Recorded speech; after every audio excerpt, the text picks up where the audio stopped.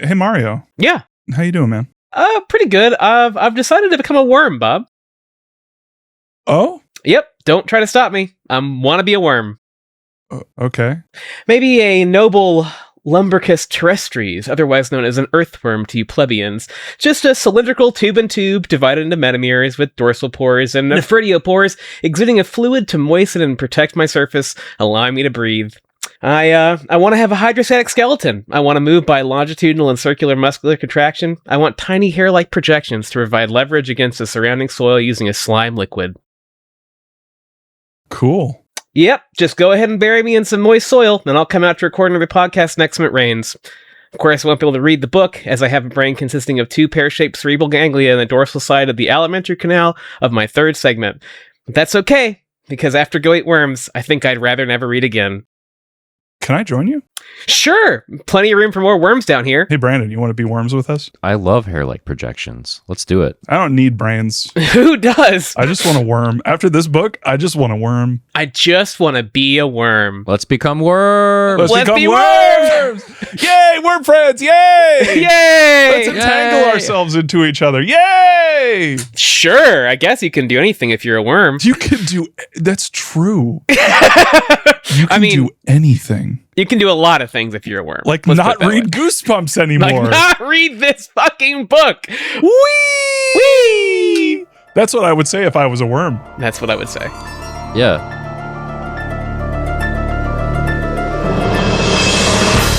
Hey, everybody. Welcome to You Can't Scare Me. It's our Goosebumps podcast. With me is Mario. Hi, it's me. It's Mario, the cool ghoul who's everybody's pal. Who is not a worm currently. Not right now. Yet. Not yet. Not yet. Hey, Brandon, have you turned into a worm?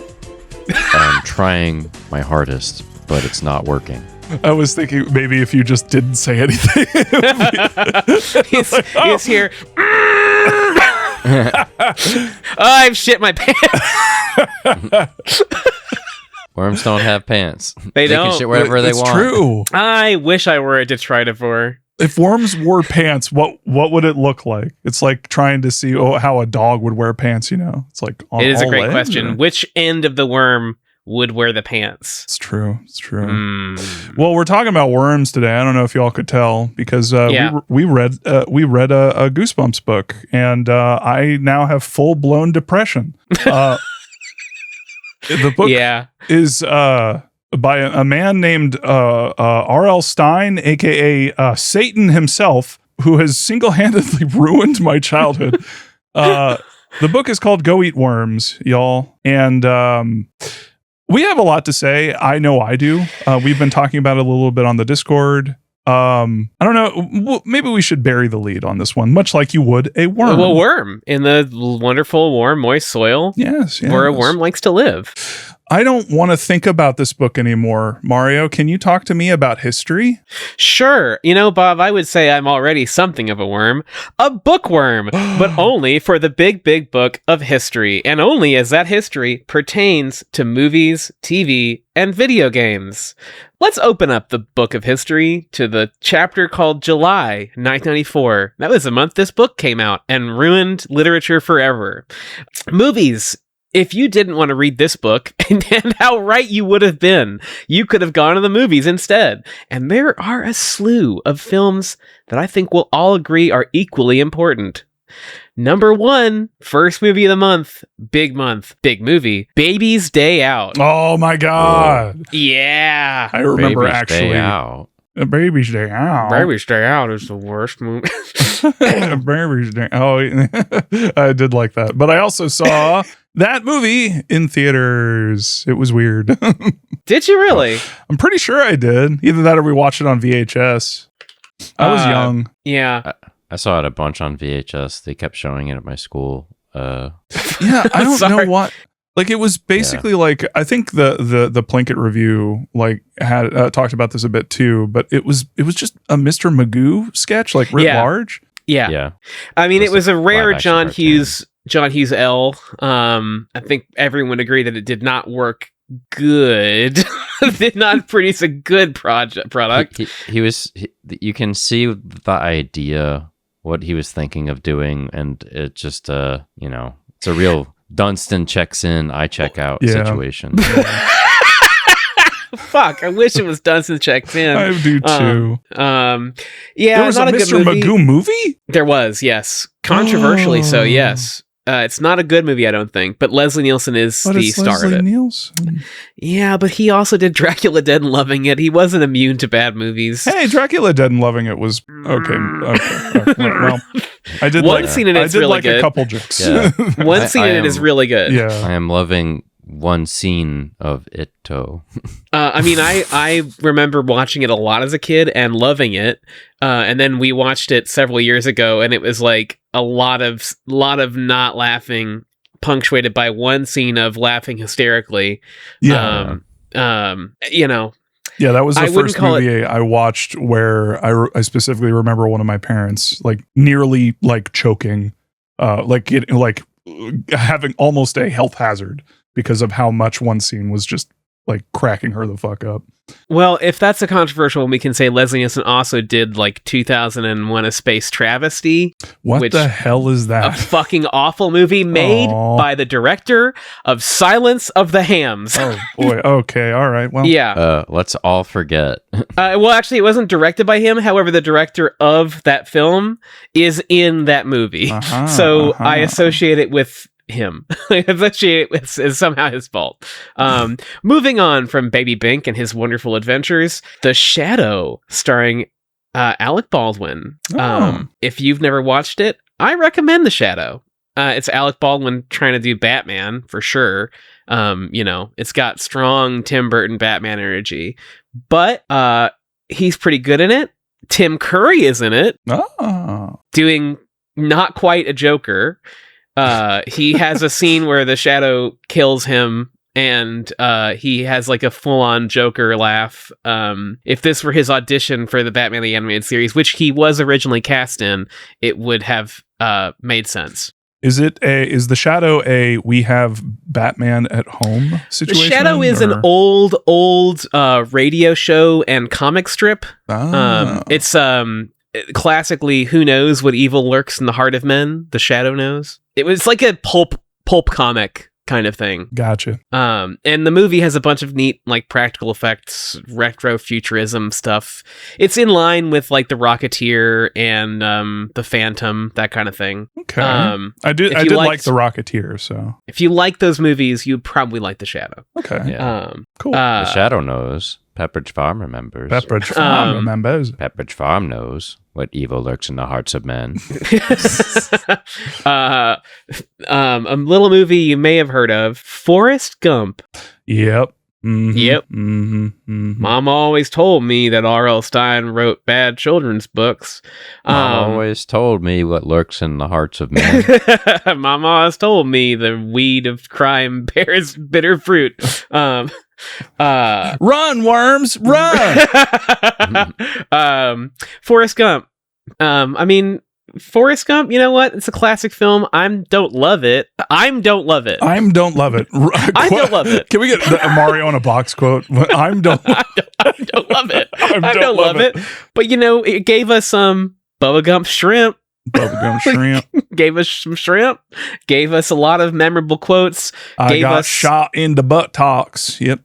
I mean, every person doing any show that could possibly quote any piece of media in the 90s definitely said something about how Mama always told me life is like a box of chocolates. I vividly remember a Tales from the Crypt opening where the Crypt Keeper is dressed as Forrest Gump, and he says, Mama always told me life is like a box of chocolates. Ugh. Yeah. They can't all be winners. They can't all be winners. Speaking of winning, Angels in the Outfield. Oh, yeah, okay. Yeah. Christopher Lloyd, Tony Danza, Danny Glover, and a young Joseph Gordon-Levitt. It's a movie. If you're listening to this podcast, you've probably seen it because I feel like it was ubiquitous in the 90s. Yeah, it was everywhere. I feel like you could not escape Angels in the Outfield. That was Build It and They Will Come, right? No, that's what Dreams May Come. Oh, okay. No. That's the Robin Williams movie. You're talking about Field of Dreams. Field of Fuck. Okay. Field of Dreams. Field of Fuck. Now that's a movie. Field of Fuck. Field of Fuck. If you build it, they will come. We call that Field of Creams. Field of Creams, Brandon. No, stop! It's just a bunch of porn parodies now. Shit. Sorry, Trouble Fluid. Already mentioned. Already. We barely got 5 steps in. I didn't even realize. I didn't even put this together. This is a fucking podcast about a book about worms. So y'all, I'm sorry in advance. Are worms like phallic? Do you think? Yeah. I guess Mario. I guess you can refer to it as a wiggly worm if you want. Mario. What does your penis look like? Well, if I had to describe it. So all of the artists in our audience, go ahead and feel free. We need some artistic it's sort of like imagine a piece of bacon with a toenail hanging off of it. Oh God. An onion, many lobes. Oh no! No, Angels in the Outfield does not have. No one comes at all in Angels in the Outfield.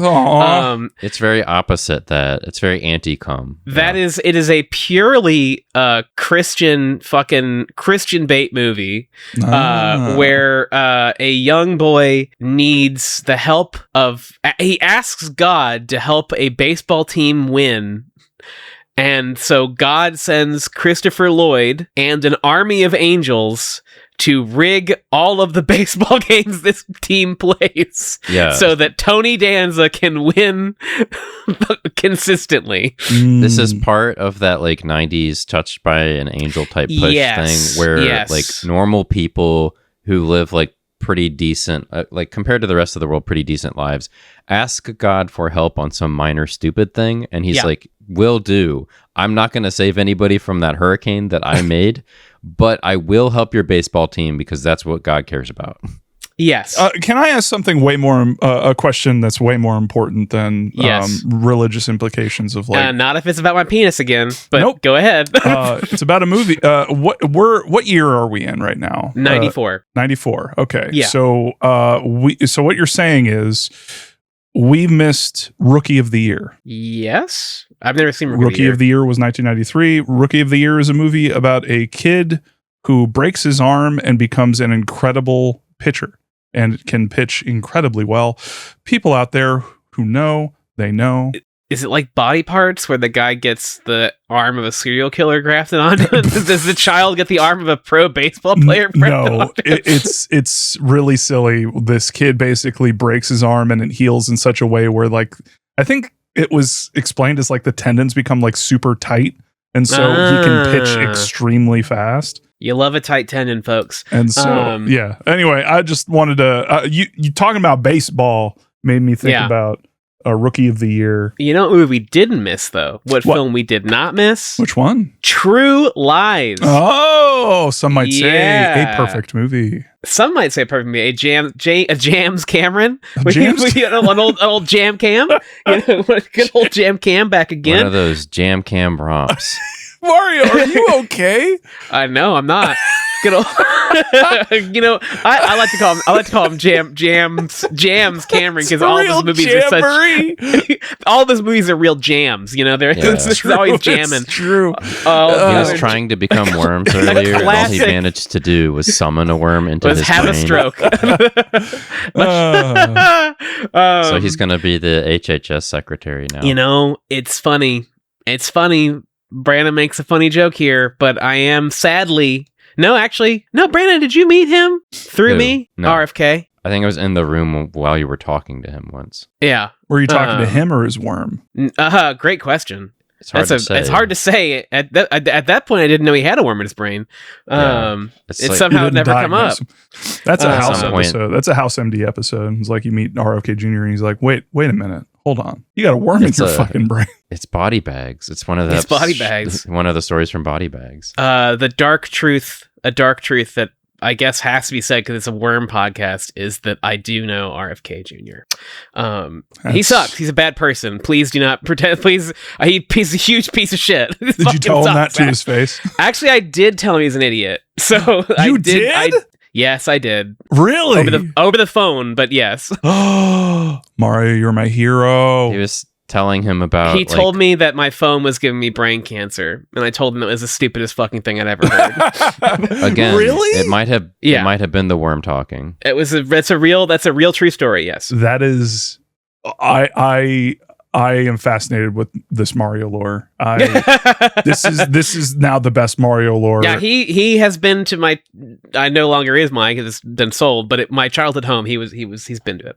I've had dinner at. I took his son to a cheesecake factory. Oh, okay. All right. And I'll tell you this much more. He fucking cheats at Capture the Flag. He's a piece of shit. Yeah, who would cheat at Capture the Flag? An adult man who's now the fucking Secretary of Health and Human Services.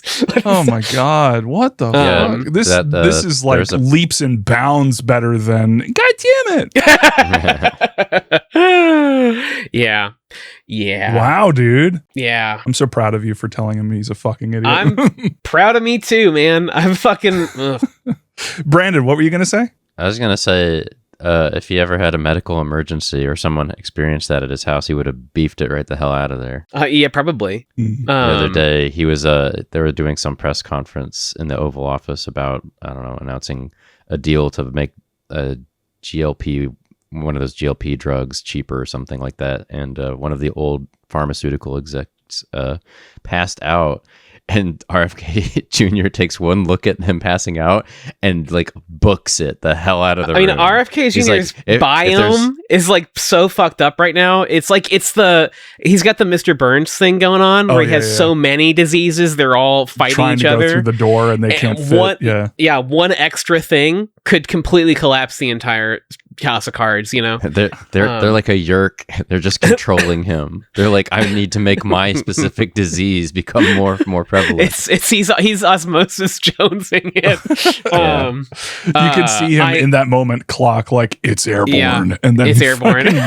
He just like he like bolts, dude. He's there in one shot. It cuts back. He's gone. Yeah, his PR person was like, "Oh, he was going to get help." There's like you can see the look on his face when he leaves. There's a fucking dust cloud where he. It's like a fucking cartoon. Yeah, full speed, Kevin. And I considered briefly explaining how I knew him, and then I thought, no, it's actually funnier if I leave this a strange mystery of how this random person knows this guy. I don't know him. I'll say that. I'll say that another person in my family does. That's crazy, dude. That's so nuts. Yeah. And I should say I've only met his family, but rarely, but very rarely. Although one time Ted Kennedy did call me on the phone. I was in like 6th grade. I don't know. Also, one time Uncle Cracker called me once. What? Yeah. Oh man, this is just Uncle like Cracker. He's close with the Kennedys. Uncle Cracker. This is just the fucking Mario humble brag like segment now. Oh, I would only brag about Uncle Cracker. Please believe me. The other calls were not good. I don't think anything positive of the others, but Uncle Cracker was a cool get.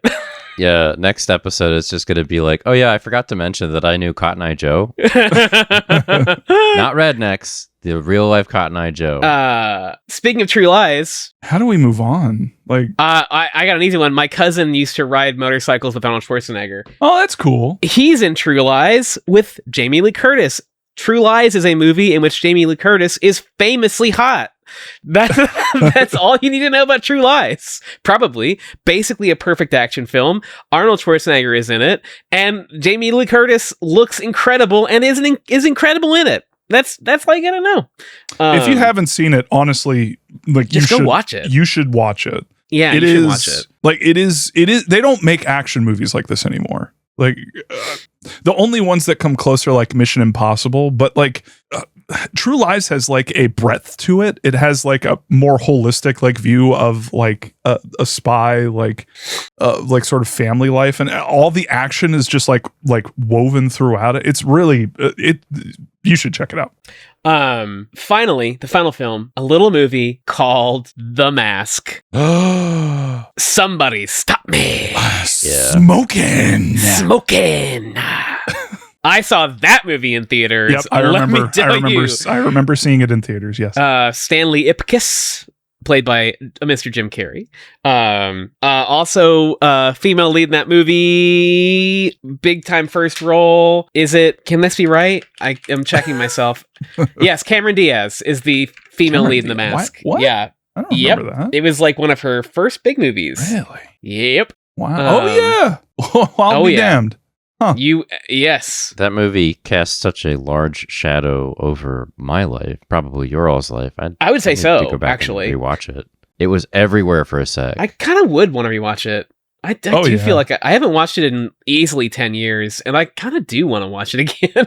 Yeah. Like, it definitely was like a fixture of my childhood. Yeah. Cuban Pete was was a voice in my head. He was every voice in my head for years. Yes. Famously the king of the rumba beat. He was.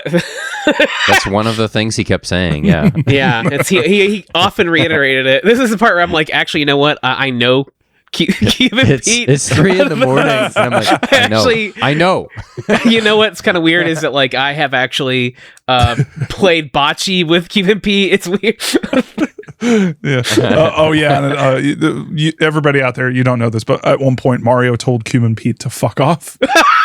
It's also okay. That's the end of the movies. There aren't any more movies to talk about, but I do feel like I have to cycle back real quick and say that I have not spoken to RFK Jr. since any of the shit he's done in the past, 10 years. My last spoke to him at the beginning of his I am insane, I am a lunatic, I am going to kill people phase. Yeah. I'm surprised you didn't mention the fact that you used to maintain surfboards with Jim Carrey. See, that'd be cool. Before he also became an anti-vaxxer. I think he stopped doing that though. I think he backed off that. If I'm not mistaken, I would like to believe that. I don't want to dislike Jim Carrey. I hope. I don't want to dislike Jim Carrey. Hold on, let's do a quick. Just being honest. Is Jim Carrey bad? Still anti-vax? I think I heard he basically stopped saying anti-vax stuff, but he didn't publicly back away from it. I think he just hasn't. His wife or something. I think he just hasn't talked about it. I think might be the real case. Oh, it's one of those situations. Yeah, I think it's probably because his wife is really big into it, and he doesn't want to contradict her publicly or whatever. Yeah, I think his last time talking about it was 2015, so he's backed off. 2015? Did he say anything during COVID? I don't think so. No. Interesting. Okay. So I think he's kind of toned down that rhetoric. Okay. Yeah. So anyway, no, I don't still know. I mean, I do technically. The person in my family that knows him does still know RFK, but they don't. I mean, they don't hang out, so they don't. They don't talk. They didn't talk much before, but they don't talk anything now. And your surfing days are over. Although I was invited to his campaign announcement. We declined that invitation, but we were invited. Imagine though if I had been there and I was just in the background, just in the background, get a load of this guy, holding a sign for youcan'tscare.me. Yeah. Anyway, TV. Guess what? All this time we had in this digression doesn't matter because fucking nothing aired on TV in July. A barren wasteland. What a time to not turn your TV on. What a time to eat worms instead. Just imagine a tumbleweed. Imagine a tumbleweed. Imagine a tumbleweed made of worms. Yeah. But in video games, boy, I've got some great news for you. I love video games. You guys, I love video games. I know you do. Streets of Rage 3 for the Genesis came out in the US. Hey, I remember that one. I like the newest Streets of Rage. I thought that game was really good. Oh, I didn't play that one. I played one of them on the Genesis, for sure, at a friend's house. I definitely listened to the soundtrack. Aggressors of Dark Combat, a lesser-known fighting game not a series, didn't make it that far, came out in the arcade. Aggressors of Combat. Aggressors of Dark Combat. Of Dark Combat. Yes. Oh. Yes. Okay. Pugilists on the road. Warriors of Fight. It was actually released in Japan as Thrilling Intense March. That's a better name. I like that better. Yeah. So it's an SNK published fighting game, but they did not develop it. I think it has some similarities to Fatal Fury, and it's mostly forgotten. Although some of these people may. It has some crossover with the SNK game World Heroes.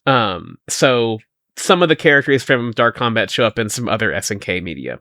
But forget that shit, because a much more important fighting game came out. Darkstalkers The Night Warriors came out. Baby! Hell yes! A fighting game that fucking defined my life. Darkstalkers The Night Warriors. I never played it. Oh, Bob, you gotta play Darkstalkers. It's beautiful. Man. It's beautiful. They all of the Darkstalkers game look incredible. They also basically created the foundation for what would become Marvel vs. Capcom. I was going to say, some of these sprites look very familiar. Well, Morgan, the sprite for Morgan is used in every single fucking Capcom game for fucking 20 years. Yeah. But that's wild. I have no context for Darkstalkers, but it is a horror fighting game. So it was featuring monsters from various classic horror monsters. You had, of course, the breakout star that, defined sex for dummy in thick video Frankenstein. Yes, you're right. Victor, the dummy thick Frankenstein that has a grab that he uses his butt to throw you around with. But Morrigan the Succubus defined video game women for like a long time. Like I remember as a child opening up an issue of Game Fan magazine and seeing an ad for the Darkstalkers anime OVA, which is great. You should watch it if you can. And it was a picture of Morgan, and I was like, holy shit. I don't know what the fuck this is. I have to watch this. And then I bought Darkstalkers 3, and the rest is history. Also, I did watch Victor the Frankenstein. Yeah, monster. I was going to say Victor was created based off of the passage in Frankenstein where he's like staying with the old blind man, and the old blind man can tell that the monster has entered the room when he can hear the slap of his ass cheeks. Oh, my friend. Is my dummy thick friend back? Perhaps most importantly, in the wave of fighting game success that came with Street Fighter, American media companies tried to make, I think it was Haynes Saban, tried to make Darkstalkers into a Street Fighter-like IP by giving it a children's cartoon show, which is fucking terrible. It's dreadful. Truly dreadful. One of the worst looking things ever made by a human. Put it side by side with the OVA, and it's, if you look for Darkstalkers the cartoon, I'll link it here. Just abysmal, unforgivably bad looking thing. They make Dimitri look like a Captain Planet villain. Morgan looks like a fucking clown. Oh God, that's hideous. It's awful, truly abysmal. I for the listener, I will describe it as just imagine something hideous, and you're good. I did, however, watch it a lot as a kid. Okay, moving on from a really, really good game. It's like me and Mighty Max. Why does this look like... I also watched Mighty Max. Yeah, I did watch... I would say Darkstalkers, the TV show, felt like a natural extension for a kid who watched a lot of Mighty Max. Yeah. Get those animation standards real low. Real low. Jungle Book for the SNES in Japan. I don't know. Okay. Do you remember there was a Jungle Book game? There was, and it came out for the SNES, I think, this month. Okay. Yep. Here's one. TIE Fighter. Star Wars TIE Fighter for Windows PC. Yep. That one's a big one. Yep. Yeah. I played that on Windows PC with a fucking joystick. Yeah. That and X-Wing versus TIE Fighter. X-Wing versus TIE Fighter, yes. I jealously watched a friend play it because we were deprived. I remember it being huge. Like, in terms of, it was like, if you were a kid and you got put in front of a computer and they put this game on, your life was changed forever in that moment. Like, it was like, oh, I care a lot about video games now. Like, video games are cool. Probably made worse. Probably you were made worse, maybe. I mean, I probably was. Fievel Goes West for the Super Famicom. Yep. I thought you were talking about the movie. Not the movie. Like... I'm talking about the video game for the Famicom. God. Oh man, you remember when you could talk about immigration and just it universally be met with like acceptance and family friendliness, and now it's somehow controversial. Anyway, I remember when that little mouse done did his thing and went west. I remember it. Back before Fievel's family got deported to El Salvador. Speaking of the right-wing takeover America, Goof Troop. Goof Troop for the Super Famicom. Yay! Let's stop talking about bad things. Yay! Goof Troop. Can you believe this? In this month, there were 3 fucking animated cartoon tie-in games for the SNES. Like, no, you got Fievel, you got Jungle Book, you got Goof Troop. I can't find for sure whether or not Beauty and the Beast actually came out, or the site that I saw was lying to me. But there may have been a Beauty and the Beast fucking platformer. Why not? Just throw it in there. Just throw it in there. The more the merrier, baby. You got him. Got him. Shining Force 2 came out for the Mega Drive. Okay. But I've got a last one that's going to be real important. Oh, yeah? A certain man, a certain hideous Kojima released Police Knots for the PC-98. I never played it, but I've heard so many things about it, and it's been referenced so much. Yeah. I mean, it is like in many ways the classic PC-98 visual novel game, and I mean certainly it gave us Hideo Kojima. So yeah, and it also let you do sexual assault. It did as a free action. You could fondle a stewardess as a free action. Yes, that's true. Huh? Yeah. You could just kind of click on a woman's breasts as a free action. Yeah, that's one of those knots, one of those police knots. It was 1994. Anything goes, you know. Hey, Kojima, I know that you're listening. Can you meet me over here? Hey, real quick. You should really be ashamed of your words and deeds. I was just gonna say you both will be ashamed of your words and deeds when you, after mocking the genius, hideous Kojima. You can't believe you. She doesn't wear clothes because of photosynthesis. Shut your mouth. Yes, but the old man now he could photosynthesize with his clothes on because we didn't want to see. Yeah, because they're leaves. It makes sense. It's camouflage. You wouldn't go out there without any clothes on. Everyone could see you. You'd stand out like a sore thumb. But this lady can't because she's invisible. I would have put money down for Metal Gear Delta if they had made the end nude. Or put him in Quiet's bikini. Oh man. I would have money down day one. Honestly. Yes. The number of like sexy nude mods for video game protags, and hang on, I'm gonna go look and see if somebody has made the end a sexy. Oh please tell me they did. I would have maybe wanted to play the big MGS Delta sexy the end mod. Please God. No, I don't want sexy Ava. First of all, what a redundant mod. We already know. No beautiful person has made it yet. Wow. Okay. I hope someone listening to our podcast can be the first person to change history. Meanwhile, I'm looking up because there's a meme about Hinako from Silent Hill F, the main character, being this muscular badass. Oh yeah, yeah. And I was thinking like maybe there's a mod for that. One of the most downloaded mods I'm seeing on this is literally just simple glasses for Hinako. It's just she's wearing big like bookworm glasses. That's it. Okay. All right. You know what? Someone needs that. Yeah. Someone needs that. Anyway, that's all I have for history. That's all. It's over. Yeah. Goodbye, history. Let's talk about another book. I mean, there's more history, but we're all not going to survive this episode, so we may or may not get to it. Yeah, get prepared because we're all going to fucking die at the end of this podcast, so I hope you're ready. We spent a long time talking about history because I think talking about this book is one of the most evil things we're going to ever do. We're just putting it off. Yeah, we're fighting it off. We're just pushing it out, you know. Brandon. Uh-huh. How you doing? I don't know. I'm feeling fat and sassy. No. There's a character that's feeling fat in the book, but yeah, not so much sassy. That's a shame. You're right. He is, isn't he? I forgot about that. I forgot about that. How? No, it's Bob. You'll see how when we get to my summary. You'll see how I forgot about it very quickly. They fat shame a dog in this book. Oh, I thought you were talking about the kid. I am. They fat shame a kid and a dog. Okay. You'll understand how I forgot about the kid. You'll get there. Hey, if I ever become a dog, anyone can fat shame me. That's free.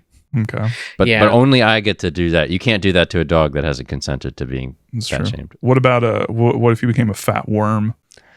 I think at that point, I would probably try to burrow into the brain of the Secretary for Health and Human Services and get him to kill all mankind. I was thinking about how I would excrete slime to allow me to move easily through dirt and other surfaces, and also breathe.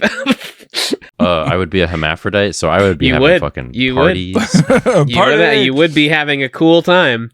I would be getting J.K. Rowling would be horrified at my existence. She would try to get me expelled to the moon, probably. Yeah, J.K. Rowling must fucking hate worms. Would she even notice you in that moldy ass room of hers? Oh man, yes. I'm the thing that she's afraid of most. Something that isn't a straight person. Oh yeah, okay. Brandon, tell us about this fucking book cover. Let's just fucking do it. Let's shuffle off to Buffalo. Let's shuffle off to Buffalo here. Hey, Bob, can you ask me a leading question of any sort?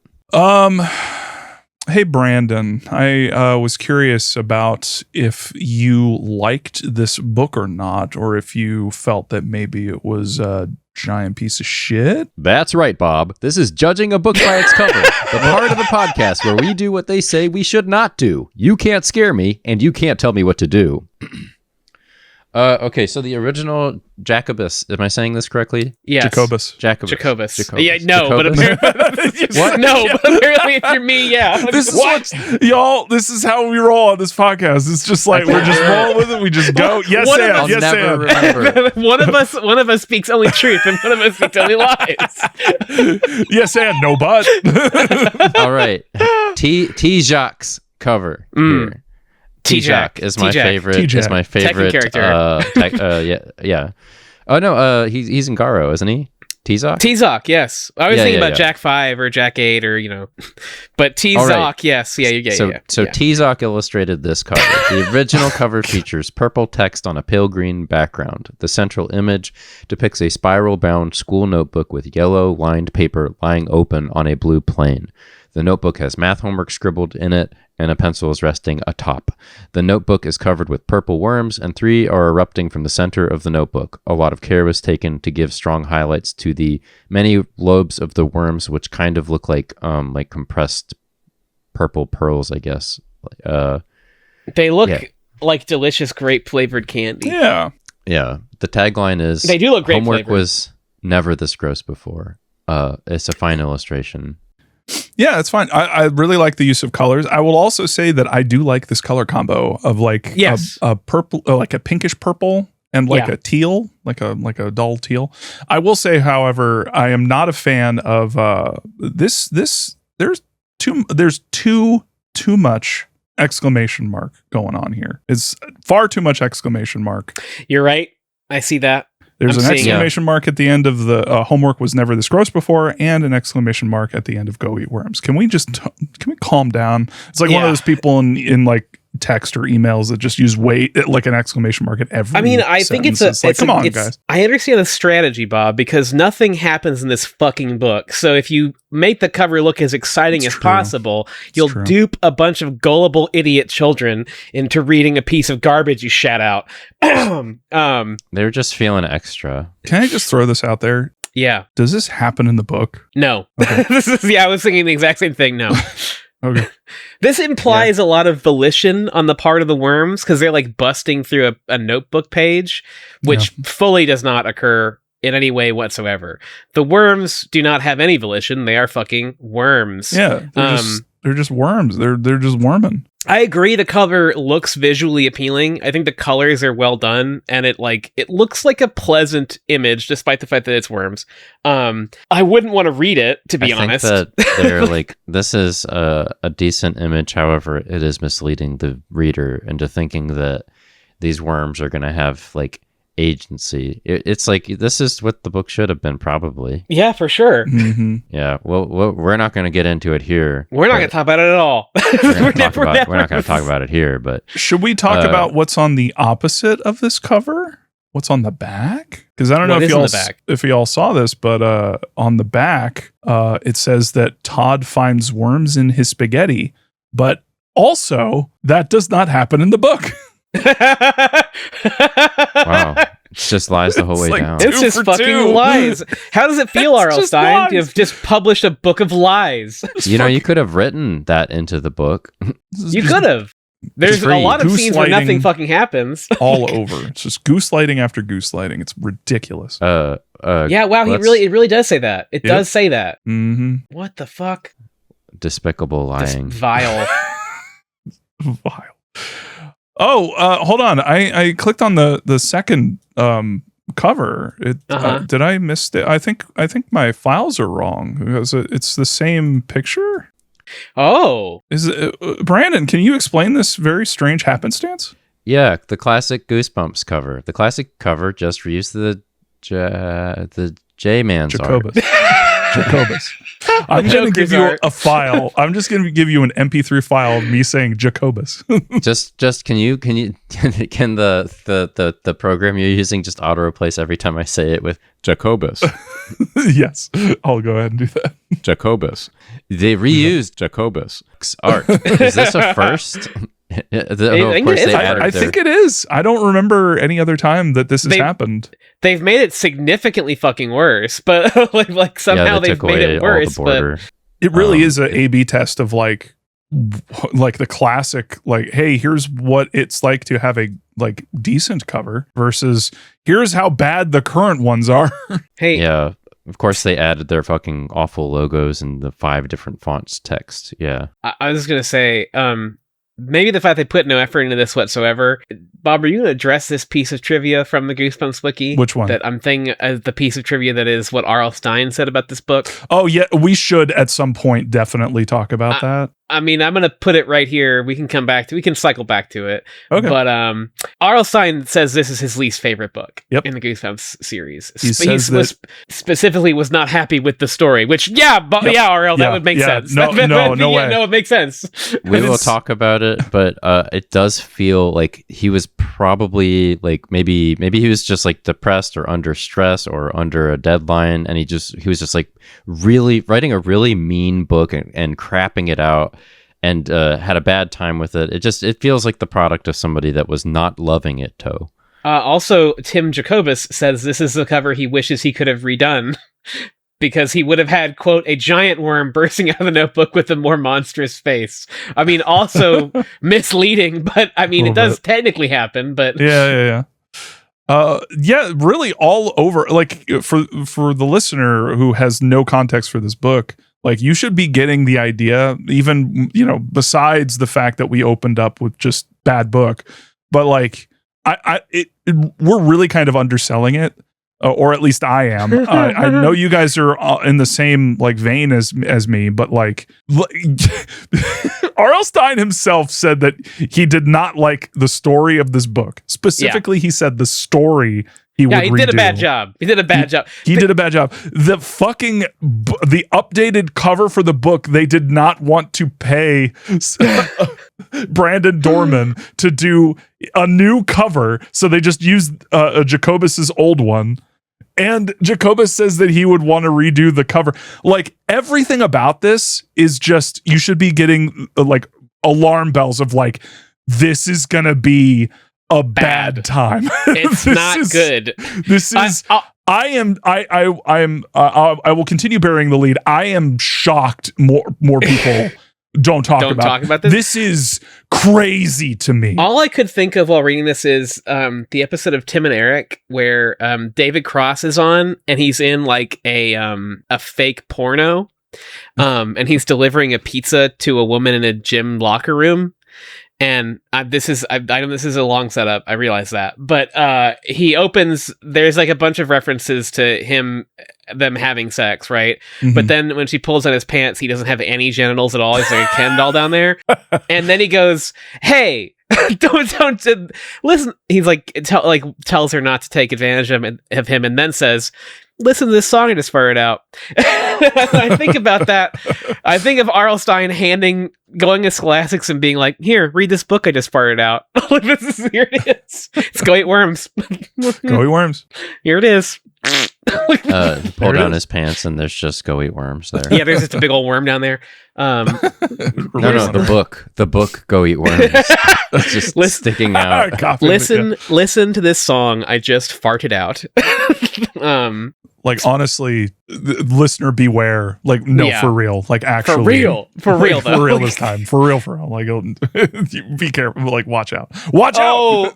Brandon, will you take me to the Can you take me to this England's green and pleasant shores? To this delicious looking book? Oh my God. I want to put this in my mouth. We have to first advertise our riff track for the audiobook for this book. We're starting a new thing. This is real. I'm not making this up this very moment.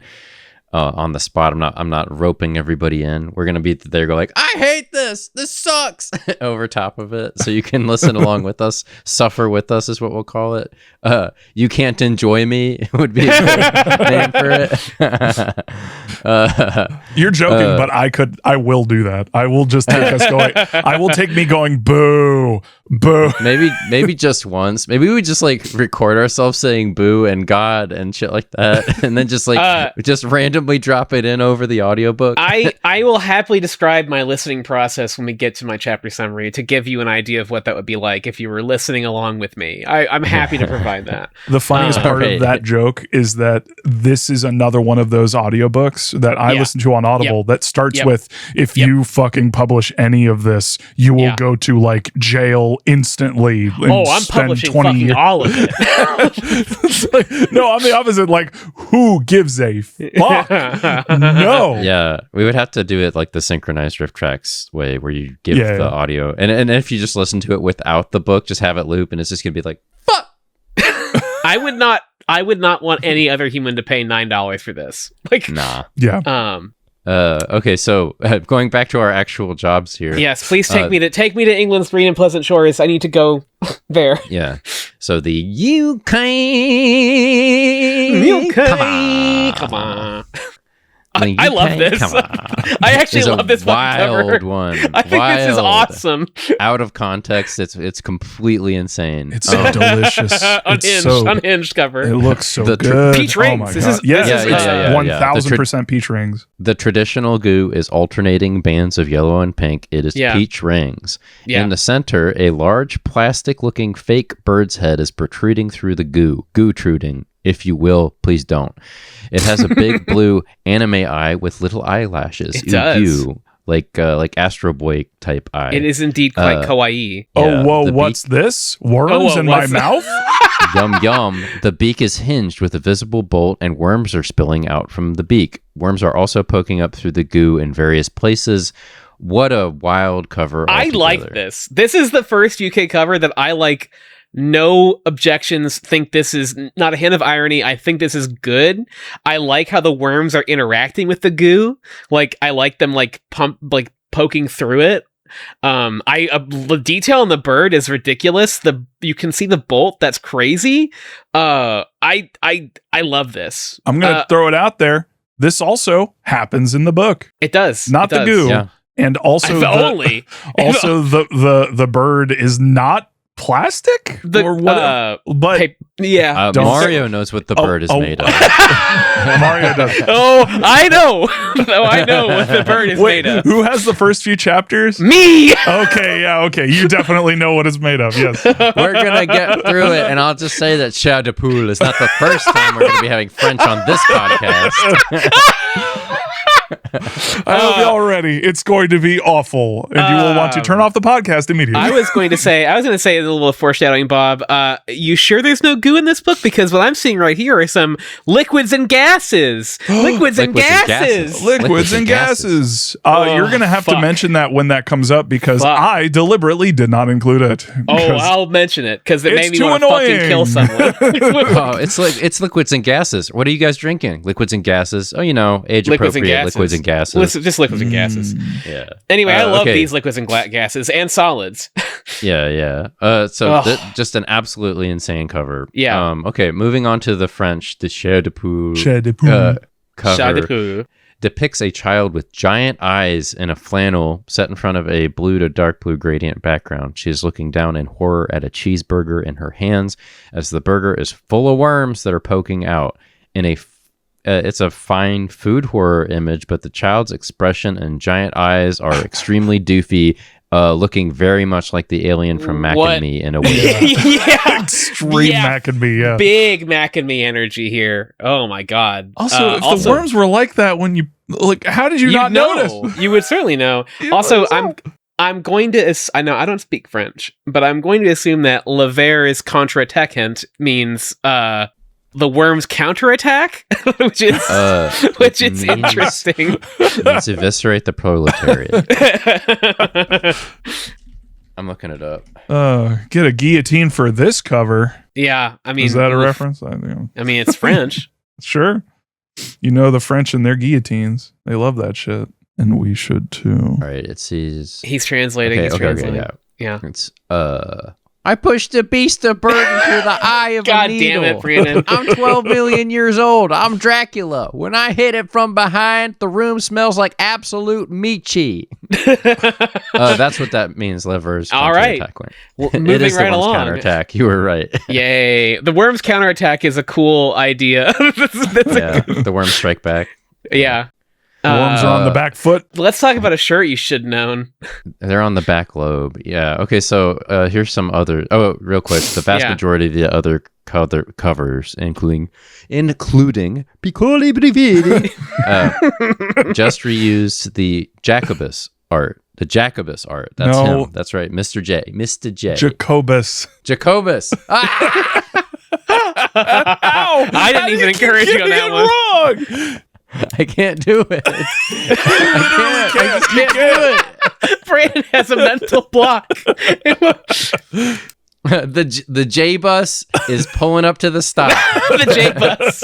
Yeah, we call him J bus over here. You can give him a nickname at least at this point. Yeah, Mr. J. Mr. J. Jacques' art is better than the French art here. Okay, so no one was going to try very hard for this surely very quality book, so they just reused his art. Stuff. They made a low effort gray t-shirt. The Jacques cover is here, along with some late 90s rocket power ass text giving the name and number of the book. That's straight up that's rocket power. Rocket power. I'm gonna fake grind on a 180 loop pipe. Yeah. Yeah. Okay, so there was a baseball hat with the Goosebumps logo in orange and iridescent purple worms and text for the title of the book. This isn't bad looking. I mean, it looks like they kind of farted some worms on there, but then again, so did the book. So whatever. I mean, yeah. Why is that such a visceral image in my mind of farting worms? Don't dream about that. It's fear. It's fear-inducing. It's fear. It's fear fucking with you. Speaking of fear-inducing, look at this. It's labeled on the wiki as a card. Yes. This would have been... That's a fucking nightmare. So there was a card with an illustration of a child in a bathtub full of worms with a Dutch angle from above, worms pouring out of the faucet. This child has a real EC Comics type shocked expression, eyes wide open, mouth agape in terror. This would have made a good official cover. Actually, yes. Yeah.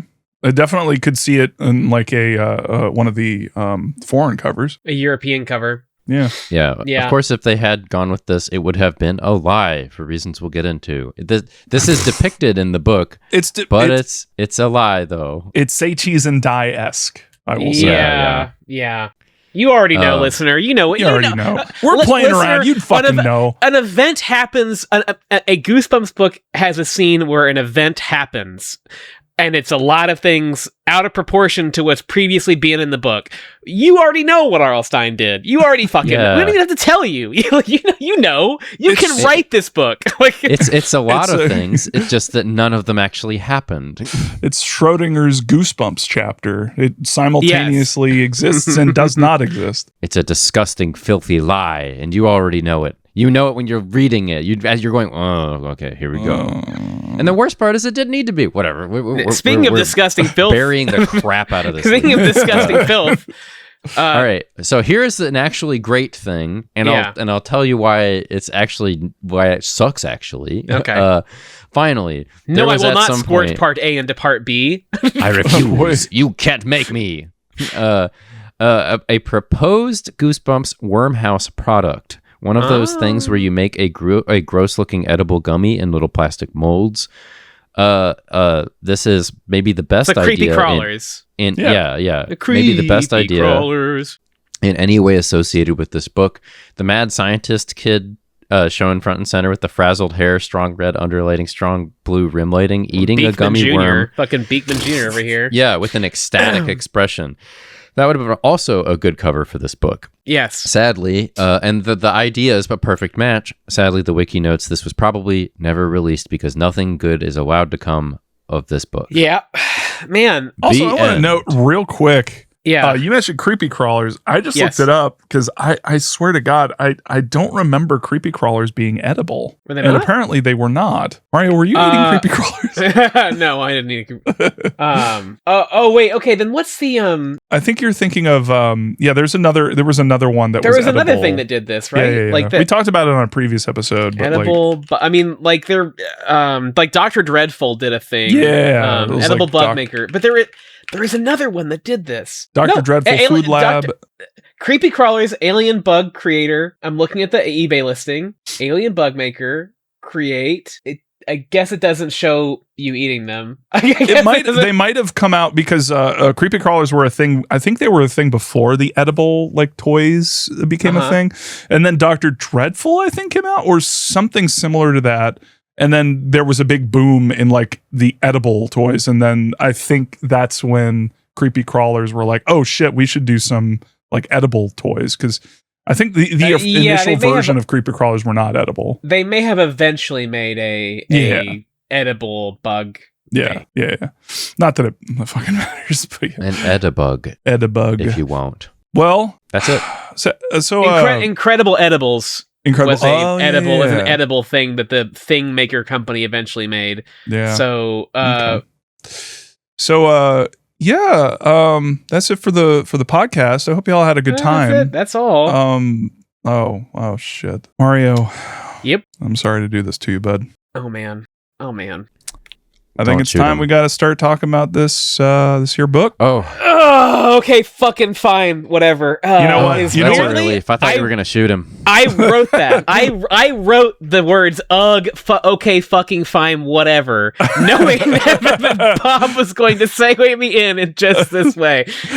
Hey guys, this has been an elaborate joke. This book rules, actually. And we've not been. Yeah. What if I told you that I was would pranking be so? You? We need to do that the next time that there's an actually good Goosebumps book. Good.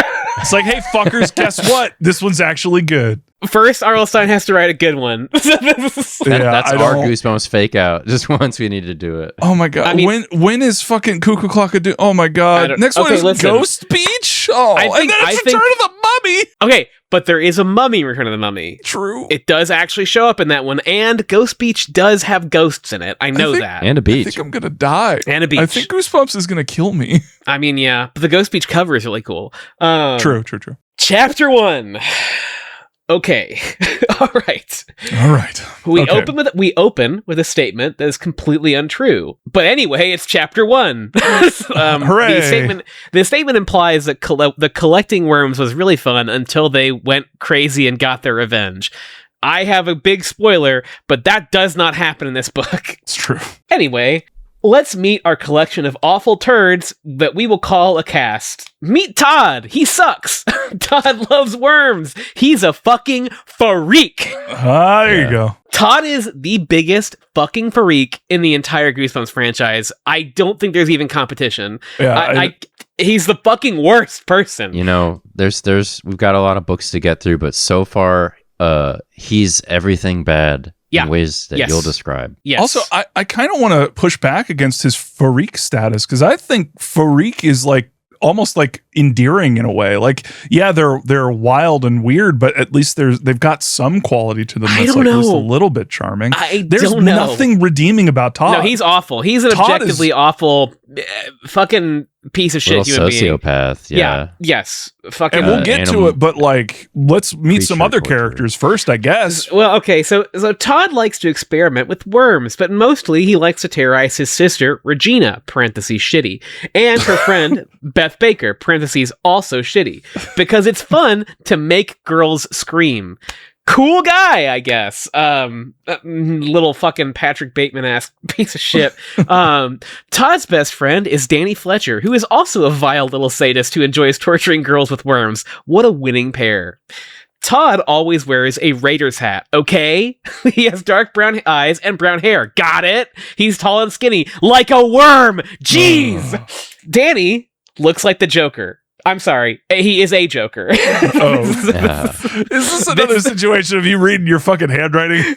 No, I typed this out.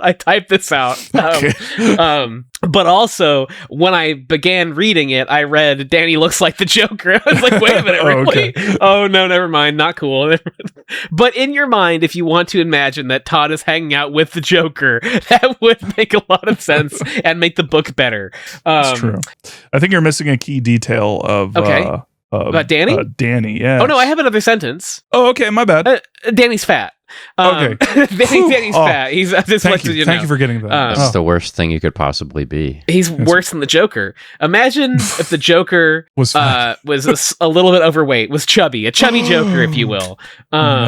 Todd collects worms because he wants to be a scientist when he grows up. Fun fact, digging in the dirt for worms and then putting them all in a big pile in your basement will not get you a career in STEM.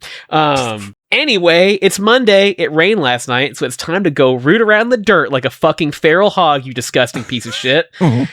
This chapter just keeps going, which is funny because after this, nothing fucking happens. Anyway, there's a science expo, and every one of these little fuckabouts is so excited.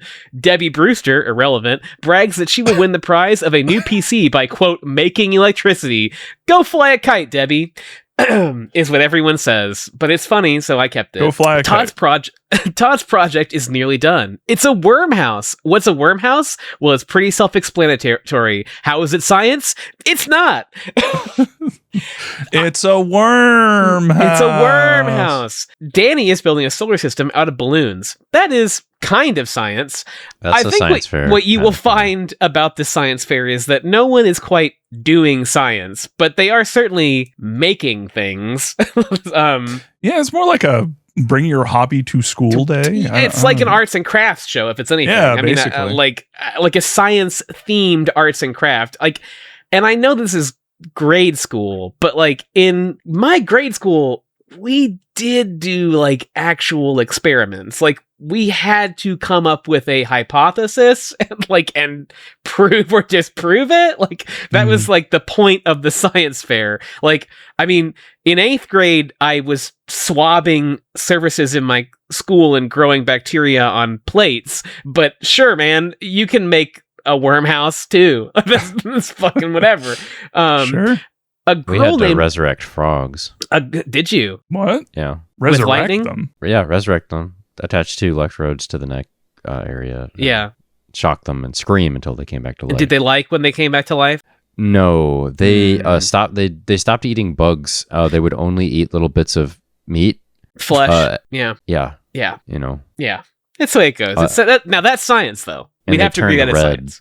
Eventually, I guess from all of the blood. We'd have to agree that is science, though. Yeah. We had a hypothesis, which is that the frogs would come back and become vampire frogs. Would the frogs be Brandon's or Brandon's monster? You know what? Hey, if it's my monster, they can call it either one. That's a great fine. point. I'm not gonna like if somebody ever if I ever overhear somebody being like, "Oh, it's actually Brandon's monster," I'd be like, "Shut the fuck up!" If someone ever tells you that it's actually Frankenstein's monster, tell them he's made out of fucking parts. I'm sorry. If someone tells you that Frankenstein was the monster, tell them the monster is made of fucking dead people. You freak. I mean, people describe things that are put together as Frankenstein. It's fine. Yeah, it's fine. It's fine. Okay. We all know what you're talking about. That's what language is about. It's about communicating meaning. Words can take on new meanings. You guys would love this YouTube channel that I found. It's called Cinema Sins. It's they're very good. Yeah. I heard that there's something similar for the Goosebumps fandom that we'll get to later. But yeah. A girl named Heather is doing stuff with snails, but we don't give a shit about her. Apparently, because snails are for babies. Real men, parentheses, 6th graders, don't need shells. Fuck it. Yeah. Let's dig for worms. Snails. You kind of blasted through that. That's you were verbatim quoting the book. Yes. The snails are for babies, a thing that Todd says in this book. Let's go dig for worms. That's chapter 1. Unfortunately, I have more. Chapter 2. Alas. While digging for worms, Danny attempts to cut a worm in two, and Todd gets mad because he is a size king and only wants the big ones. Dear listener, please remember this for a later scene. Also, I'd like to note right now, this will come up later, but when Danny attempts to cut the worm in two, he says, "You just have 2 little worms." That's not true. What you would have is probably a dead worm in 2 pieces. Worms don't turn into 2 worms, so you cut them in half. The tail end of the worm will always die, and the head end may regrow its tail or also die depending on where you cut it. So you probably just killed that worm, Danny, you idiot. Danny complains about having to dig for worms, a thing which we established just a chapter ago he likes to do and participates in willingly and out of no obligation whatsoever.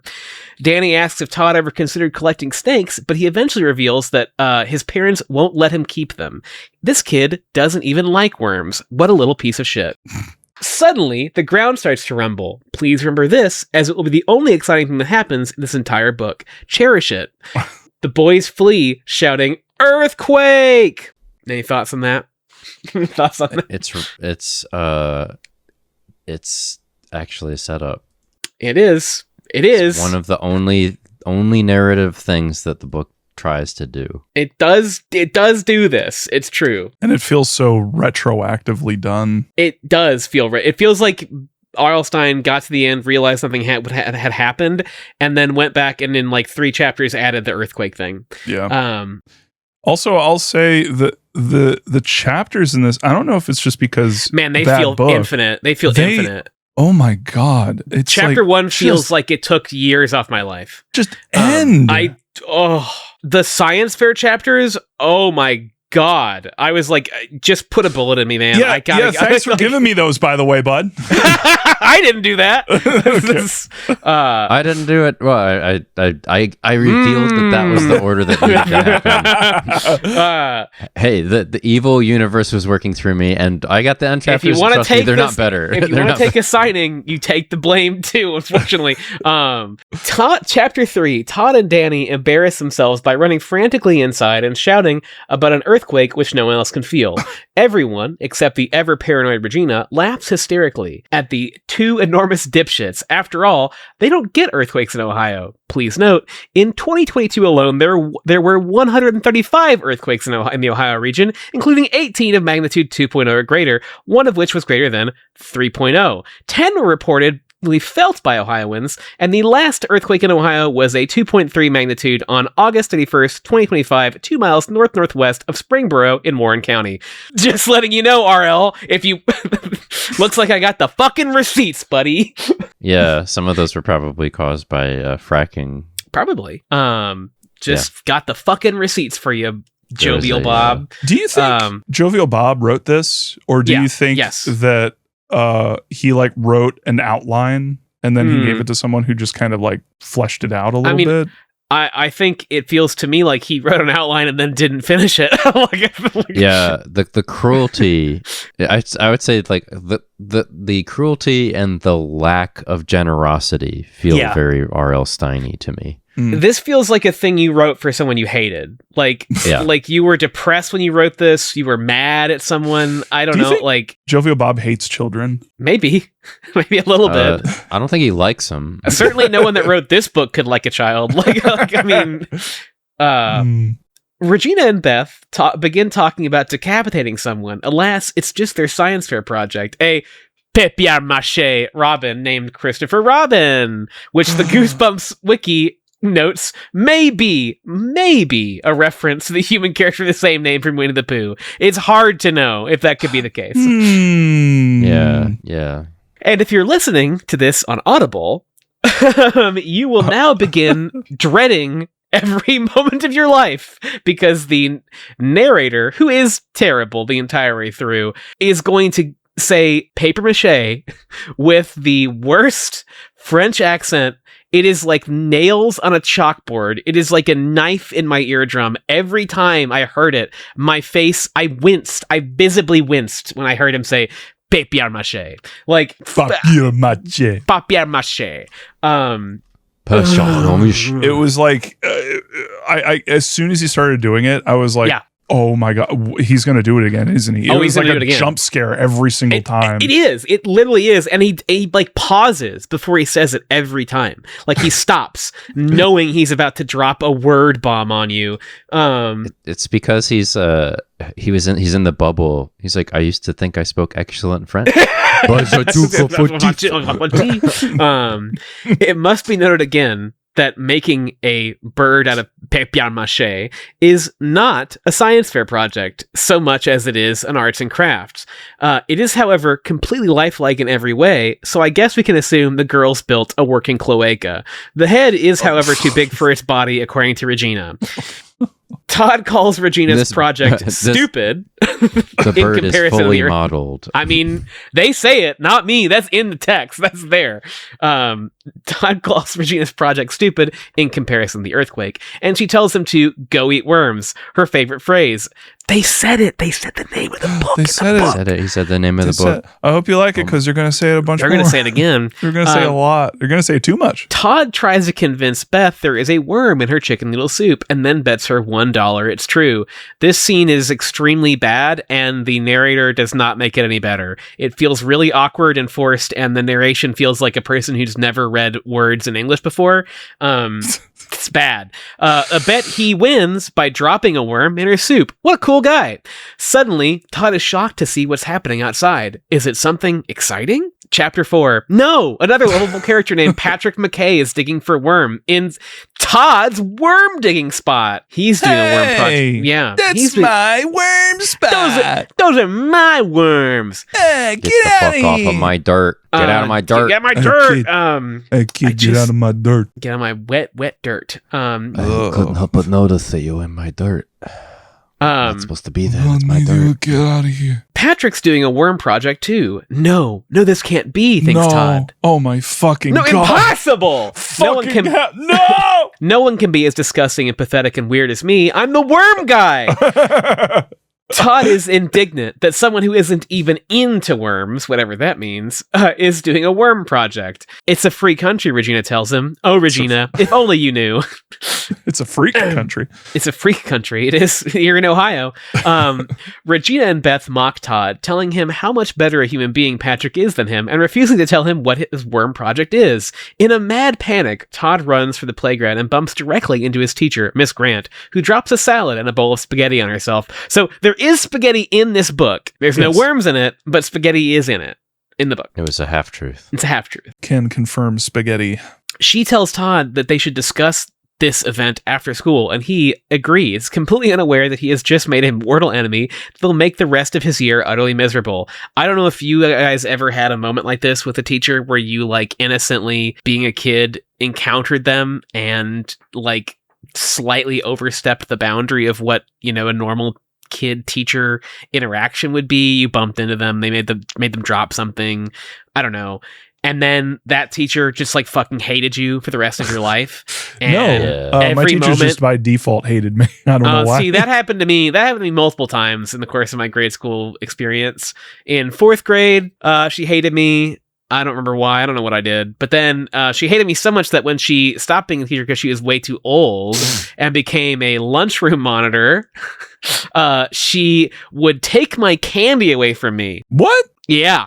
If I didn't have a fruit in my lunchbox, she would come over and check my lunchbox every day and take my candy away. So eventually... steal your candy. Yes, so eventually my mom just put a box of raisins in there and I kept it there for the entire year. Go fuck yourself. Mrs. Riley, that was her name. It's because you once ran into her and made her drop her spaghetti and you tried to smooth it over by making a joke, but it came out wrong and you went, "We got spaghetti!" She's a fucking crone. Also in 7th grade, I told my then homeroom teacher, she was my literature teacher in 7th grade and became my homeroom teacher in 8th grade. A problem, you may imagine.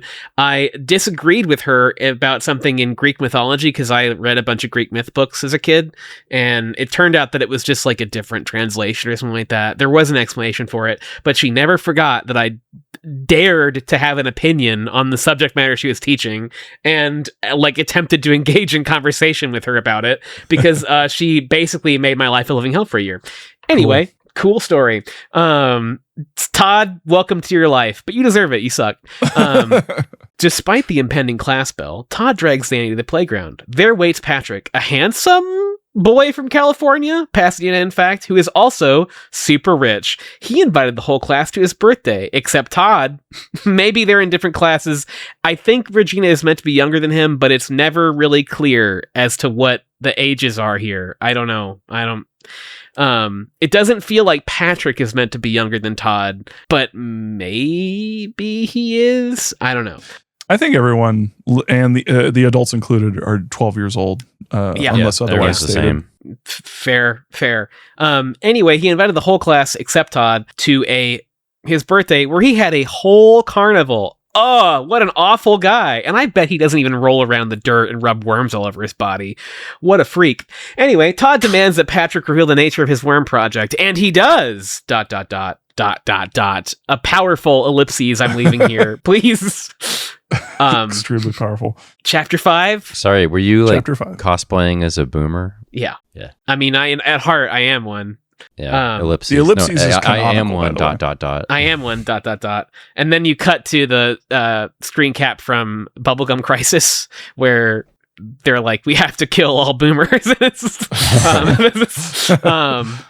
Chapter 5, Betrayal. Patrick makes the cruel joke that he is going to put cardboard wings on the worms and make them fly. Vile, wretched. This is a mockery of the noble field of worm science. People are doing important work building houses for worms, and you make jokes. You disgust me. Todd freaks out on Patrick in impotent rage, but suddenly another earthquake and a muffled roar. Wow, it sure seems like exciting things might happen in this book soon. They run. If you can believe it, I have fucking 4 more chapters to talk about. I cannot describe these chapters. Just go on and on and on. I literally had to stop and be like, wait a minute, what fucking chapter am I on right now? Just 6? No, impossible. This is not real. I looked at the other chapter. It's like a jump scare, like fake out in the middle of the chapter where you think it's done, and it's like 2 more fucking pages. That's the real jump scare. The scare is there's more to read. The experience of me listening to this while walking my dog was that like if you were a person like walking towards me, you would see my face making like angry, horrible expressions, and under my breath you'd be hearing, what the fuck? What the fuck is this shit? Fucking shit. He said papier-mâché. I'll papier-mâché. Fuck. I don't want to be around anymore. Yeah, you just hear me going papier-mâché, papier-mâché. Fuck. And then my dog pulls my pants down because she thinks it's funny. What? My dog yesterday pantsed me in the middle of the street. What? So yeah. How? Yeah. I was wearing sweatpants. I was wearing sweatpants, and she just decided to do that. Pretty cool. An old lady was driving by, and we made eye contact, and I had to wave and be like, "This is me." This is me. Hello. This is a depiction of Mario walking around. That's me. That's accurate. Very accurate. Chapter 6. I lied. Nothing exciting is happening at all. We just forget about the roar and cut to Todd and Regina at home. Yet again, no one else heard this super relevant and important earthquake, which will definitely have a meaningful payoff. Regina is in the garage, working on her giant bird. As a result, the audiobook narrator will have to say the words papier-mâché 4 times, which I think constitutes torture under the Geneva Convention. And I do think that applies because I am certainly an enemy combatant in the war of this book. Beth isn't around because she's getting her braces tightened, which I only note because that process sucked. Yep. Hated that. Yeah. It wasn't fun. Hurt like shit. What an awful time. Yep. We've talked about it before, but that spacer. Not good. Oh my god, the spacer. The worst part of the spacer was having to have your parents in your face as they shoved a metal rod into your throat. Wasn't great. Not good. Anyway, Todd whiningly insists that Regina has to tell him what Patrick's worm project is, but she says she does not know. Naturally, Todd takes the only logical course and asks for Patrick's address so he can go to his home and demand the information from him directly. Todd insists that this is because, quote, he worked so hard on his worm house, which, sure you did, buddy. Sure you did. Yep. Regina tells Todd that Patrick lives in a huge old mansion at 100 Glen Cove. Despite promising not to drop a worm down her back in exchange for this information, Todd does this anyway because he's the worst fucking person on earth. Listener, Todd sucks like a lot. Just the fucking garbage human. This is the beginning of it too. I mean, he just never gets better. He doesn't learn anything. He's just a piece of shit from start to finish. No redeeming qualities whatsoever. None. Just none. Pure suck. Chapter 7. Brandon, you want to add anything to that? No, he sucks. He's a little sociopath. He never stops being the absolute worst. This is definitely like R.L. Stine was not in a good place when he was writing this. He wanted the most despicable child. Yes. Doing the most despicable stuff. He had a really bad interaction with a child. Well, here's the thing. Let's think about that, because we talked about in How to Mask that the inclusion of a scene where Carly Beth eats a sandwich that someone put a worm in felt like a really specific actual thing that happened to him in life, because it was like so singular of an event. Yeah, it was so like over the top nasty. Maybe R.L. Stine knew a person who really was into worms, and he really fucking hated that little freak. Maybe. Yeah.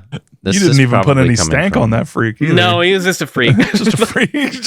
Oh my god. Like, maybe this is like a vendetta he has. Chapter 7. Somehow I am still writing a summary for this book. I can feel the years of my life slipping away. Todd and Danny bike over to Patrick's very real house under the cover of night, like normal kids. A car with brights on comes towards them, and they have to move, almost falling over. This constitutes excitement in this book. Apparently, Glen Cove is just an unlit subdivision full of mansions, a thing they probably have everywhere in Ohio. Danny asks what Todd will do if Patrick refuses to let him see the project, a concept which, despite it having already happened, Todd has not considered. Definitely, Patrick's real mansion is a totally dark house surrounded by a woodland. It's a complete wreck and is definitely not abandoned. They ring the doorbell, but weirdly, no one answers. What a mystery! Suddenly, an animal begins growling. Red eyes stare at them from the darkness. It is too late to escape. Death has come for them. It's definitely not a dog. It's not. No. It could be a dog. Why would you even think that? It has red eyes. It has red eyes. I assume both of you guys were with me at this point, where we all agreed that they had definitely gone to Patrick's real house and not somehow an abandoned home, right? We all agreed that this was for sure really where Patrick lived, and he was going to find the experiment in that house. I was definitely thinking that they were not at some kind of dead house that they would be welcome to. Yeah. And they were definitely having an actual real monster with red eyes about to attack them. Right. In the book about worms. In the book about worms, yes. You see. Yes. The worm book. Worm book. Chapter 8. It may perhaps shock you to know that this is another one of those classic Goosebumps encounters with a neighborhood dog in a yard that poses absolutely no danger, but we pretend it does scenes. Which I think I was so scared. I think I shat my pants. I was so fucking scared. I pissed myself just now just thinking about it. I think the Scholastic was making R.L. Stine include a part of the book where he reminds children to stay out of people's yards because their dogs might kill them. Like, I don't know. Yeah, I was going to say, go ahead. You were saying like, dogs, don't pose a threat. I would say that dogs, like, there are some dogs who are all dogs are good boys, but there are some dogs who have not been trained and they bite a little bit. Some dogs can pose a threat. You got to be careful. Some dogs can pose a threat. Some dogs will take your pants off in the middle of the street. Yeah, that's the only threat, though. They wouldn't do anything other than like humiliate you. Sure that an old lady driving a car sees your underwear. Did the old lady laugh? Did the old lady point at your? She was laughing. Yes, she was laughing. Yes, it would have to be. I mean, you wouldn't you? Like, you'd have to, right? I could totally. I mean, I was just imagining Eno pantsing you. And I'm like, she would be like, ha ha ha, and then run around you. Shorty chose to be with the demon. Sounds like his problem to me. Ha ha. I also should say there is a day. This is not the same day. It was months ago, but I was walking her, and she really wanted to go in a certain direction. I was trying to keep her from going that way, and a woman at the stop sign, or like waiting to turn left or right on a street, literally with her window down, audibly laughed at me. Audibly, riotously laughed at me attempting to control this dog. It would be so much worse if they just like stared in stunned silence. I mean, she was like genuinely like heckling me. Well. I mean, it was like, I was like, yep, you're right. She controls me. Yeah, I mean, you're like, well, I live here, though. I live here, man. I live here. I live here. This is my life. See, I was just thinking that she was laughing because you weren't wearing boxers and she saw your weird, fucked up fingernail dick. Yeah. Attempting to escape from the dog, which is maybe growling. Todd accidentally discovers an open door to the house. The kids talk about how big the dog was. What a frightening experience. Aren't you glad you bought this book? Thrills and chills abound as Danny and Todd explore an obviously empty abandoned house and repeatedly exclaim that they, quote, don't understand what's going on here. There is dust everywhere. There is no furniture. There are no appliances. There's no light. The sink is caked with dirt. What could this be? I don't know. Todd blunders wildly around an epiphany when suddenly he spies a terrifying sight. A gaunt, decayed green figure with evil, sunken eyes and a toothless grin is hunched at the living room window. And I briefly, when I read this description, genuinely forgot what book I was listening to. Yeah. And thought maybe, yeah, thank you, Brandon. Thank you, Brandon. We gotta stop posting the fucking pictures. It does not work for a podcast. No, damn it! You gotta drop them into the YouTube video. You can put this here. Put them in here for you in the future. For people future who are just listening have no idea what the fuck we're laughing about. Well, they must go to school. They must go to school. They must go to school. It is Cowboy Bebop, and his content to wear stretched so that all of his parts are out of sequence and size proportion. Cowboy Bebop. Anyway, I genuinely thought maybe Todd had discovered a dead body, and I was like, ooh, okay. Oh, this is interesting. Chapter 9, lest you think something interesting might happen, the two cowardly idiots run away at top speed. What was that figure? Why was Patrick's house totally bare?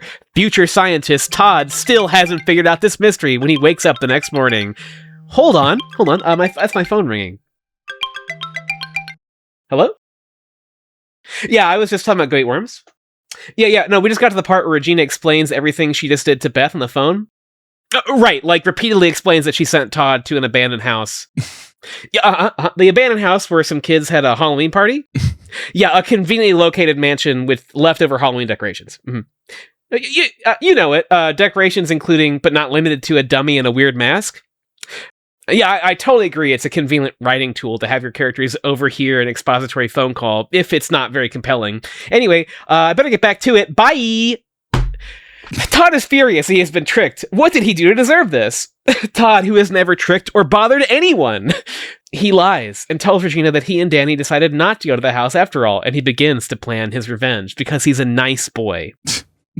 That's fucking thankfully the end of my part of this book. What a slog it was. Jesus. I was re-listening because for a little bit this morning, I thought that I had chapters 8 through 18. Oh God! And I was listening. I was trying to like listen to these 2 chapters, and I was like, "Oh my God, this book sucks so fucking much." But I was re-listening to the audiobook with when they're like, much like papier-mâché, papier-mâché, papier-mâché, papier-mâché, papier-mâché, papier-mâché. But the every time nails on a fucking chalkboard. But the beginning of this chapter of chapter 9. Where go, like the fucking the narration is just awful. It's so bad. It hurts to listen to. It sucks. I felt while you were doing your bit and trying to make it entertaining for our dear listeners, I was like, I'm having sympathy. I'm feeling bad for you having to write all this stuff out. And then I felt sympathy when you guys talked about the audiobook. I read it and I was like, this would be a dreadful audiobook to have to listen to. There's like so much stuff in it that's miserable and would be like nails on a chalkboard, including papier-mâché. Man, I sent that gif at the right time. I sent that gif exactly right. Yeah. Bob, on the visual version of this on YouTube, can you have Cowboy Babup be there most of the time? Just put it in the fucking corner. Just leave him there. That's how I felt reading this. I was trying to see if there is an image of Space Ghost wearing a beret, and I can't believe there isn't one. Like, I figured they really should. Mario, they have applications for that. They have, it just felt like there surely must have been one where Space Ghost goes to France, right? It felt like he has to have done it. Ooh la la. Les Oracs. Les Oracs. Les Oracs. Les Oracs is terrible. Zutalors. Zutalors. But look at the legs on that frog.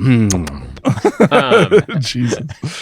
Oh, by the way, I did get those. I got 3 Space Ghost Daylight Curfew hoodies. And nice. I gotta say, the Daylight Curfew stuff is pretty good. Nice, man. They lost my second shipment, but it got stolen apparently. Oh, but they were nice enough really to send it back out. Yeah, no, they're very good. Really I got cool 2 Space Ghosts and I got a Zorak. Nice. And they're very good. 2 Space Ghosts and a Zorak. That's my favorite sitcom. That's my favorite band too. 2 Space Ghosts, a Zorak, and a pizza place. 2 Space Ghosts, a man, a pizza shop, 3 women, a dud bomb that didn't go off, but maybe someday it will. Maybe. And Brack. And Brack. Hey. It's me. I can't really do a Brack. I'm more of a Moltar guy. Brandon can. What would he say about this book? I don't think he was. It's fucking bad. I eat a whole pound of ham. Yeah, I don't know. I would eat a whole pound of ham. Yeah, he would eat a whole pound of ham. I think he would. Is what he would do. Yeah, I don't think he would say anything really bad about the book. He'd be like, I don't know, it wasn't my thing. Brack doesn't really complain much. I don't think. He's like pretty chill. I think I don't know if he eats breakfast, but I think he's a pretty chill guy. Well, he definitely eats beans. I think we he know that. Beans we know he eats beans. Yeah, pretty sure he can eat beans for breakfast. Bob, I can't help but note you're talking a lot of beans and ham and bracks and shit. We're not talking about chapter 10 of this book. I wonder why, Mario. I wonder fucking why. Because away. Because I was given a bunch of chapters that are just about a fucking science fair that go. Bob, all right. Paint us a picture with words about a science fair. Take me back. Take me back to the time. Can I refuse? Can I say no? Can I just I want to go back. I want to have fun at the science fair. I want to get an award. The reason that you got these chapters wasn't because someone gave it to you. That was not my fault. God was working through me. It's because it's God who's to blame. Yeah. He spent all of his fucking magic angel power sending angels to help a kid team cheat at baseball and wasn't paying attention to you. And so at this point, when you look down in the sand and you see one set of footprints, that's because Jesus fucked the fuck off and had some people cheat at baseball while you had to read the middle of this stupid book. You see like those footprints like sprint away from you on the beach. Jesus is like looking over your shoulder at the book. He's like, "Oh fuck! Oh God, get away from this! Gotta go away! Run, Jesus, run!" Anyway, we did it. Yeah. We did it. Thank you. We got there. Okay, so I was actually going to mention this before, but did you guys fall asleep listening to this or like reading this? No, because I was walking. I was listening to it and I like zoned. I didn't sleep, but I wasn't awake. Okay. It was weird. So anyway, chapter 10, wake up, fuckers. It's science fair day. Yeah. Todd has completed his worm house. And asks Mrs. Sanger, the science teacher, currently wielding a megaphone, where to put it. Mrs. Sanger responds by saying, what's that? I was going to say, how many people are at this fucking science fair? Like, it's in a gym. Like, this book makes it sound like there's fucking 1,000 people attending this. The entire town turned out. If I were to give Jovial Bob way too much credit, I would say that this is just the part of the science fair, and the whole thing is like taking place throughout the school, and this is just the area where like some projects are being placed. Also, I think that a lot of kids, I'm done giving it credit. That's fucking stupid. I hate this book. I mean, I don't care. Our science fair was in our cafeteria, and then I went to regionals, which was in a convention center, and then I went to state, which was in a larger convention center. But that being said, only perhaps regionals and state would qualify as a room where someone had to actively have a megaphone to communicate. Yeah, it might be one of those things where, Mrs. Sanger just found a megaphone and she didn't necessarily need to use it. She just wanted to be loud. Did you like that little subtle brag I did there about how I won state science fair? I was going to mention it. I was going to say something along the lines of "ooh la la." Yeah. What did you make out of papier-mâché? Papier-mâché. I'm a fancy lad. I'm a fancy lad. I was actually going to say I don't remember anything about our science fairs. Like I legitimately, I think I've been in one, but I only remember the area and like what other people's projects were. Yeah. I don't remember what mine was. Most of mine and most everyone's in my classes from like 4th to 6th grade, maybe 7th, were all just how plants grew in different settings, because that was the easiest thing you can do. And then in 8th grade, originally I was going to give fruit flies cancer. By irradiating them, but all of my fruit flies died in the course of we bought them in like December, but it was like around Christmas break time, and of course Gnome was in the school where they were being kept, and the school's heat was not on, so all the fruit flies died. So then I began swabbing things around my school to see where bacteria was located and grew them on agar plates. Oh, that's fun. Yeah. Well, at that point in my life, I was at Catholic school, and Me too. Science was the work of the devil. So we were not able to do science fair projects because that was the realm of Jesus. And I mean, my school was certainly. I would say we were existing outside of the realm of papal doctrine, because we also had a like lock-in sleepover night where we all played Harry Potter board games. It was a Harry Potter themed lock-in night. Heathen. Yeah. But again, my school also was the one where we were resurrecting frogs. Right. So it's interesting, what things are the realm of Satan and which ones are just like learning, like math. Definitely the realm of Satan. Bob, tell me about the science fair. I want to hear about it so fucking bad. Well, the science teacher, Mrs. Sanger, has a megaphone, so there's that. So Mrs. Sanger responds to the question of where Todd should put his worm house by saying, "Verm house." What? I can't hear you. Oh no, I can't. Oh no, I can't. Okay, all right. It turned off. I'm trapped in here. Help! All right, I get. Okay. So she says, "What? I can't hear you." But then I think her project goes there, Todd, proving that she can hear him. Yeah. Forget it, Todd. It's science fair. Anyway. there are going to be a lot of anyways. Anyway, someone drops something that shatters and Mrs. Sanger starts screaming about acid. We leave the scene where presumably a child is melting alive to focus on Todd's Worm House. What a good book that knows how to maintain focus on interesting things. Regina and Beth are here with their giant robin made out of some strange material the audiobook calls papier-mâché. God, but Google has instructed me to pronounce it paper match. So I've also heard that. Ooh la la. I'm just going to go with that. Todd looks at the paper match robin and thinks to himself, losers. What a dick. To which I desperately want to pull him aside and give him the devastating news that literally anything is infinitely cooler than a worm house. Todd's judgment continues, however, as he sets his sights on Danny, his fat friend jiggling lardily as he attempts to fix his balloon solar system. Like a villain from one of Manga Mario's Japanese animes, Todd thinks to himself, pitiful. I know what child is thinking that. Pitiful. Poor this Danny. fucking loser. All right, let me There's going to be a moment on my recording where you hear ripping and tearing, and it's because I'm opening a chew toy for my dog, who is staring up at me in the saddest way. Swine with his dog. I have worms. The real thinking man's subject. Sorry, she was getting bored. She was looking at me in a very pathetic way. She, much like me, she's bored with her fucking dog. Poor baby. Did you not pants your owner enough today? Do not show the public his fucked up dick. All right, I'm done with that joke. Yep. Anyway, unless you don't want me to be done. Whatever you want, man. The car passing by, instead of laughing, she just stares in horrified silence. Crashes her car. Continues staring. It's the guy from Italian Spider-Man doing the What would you do if that happened?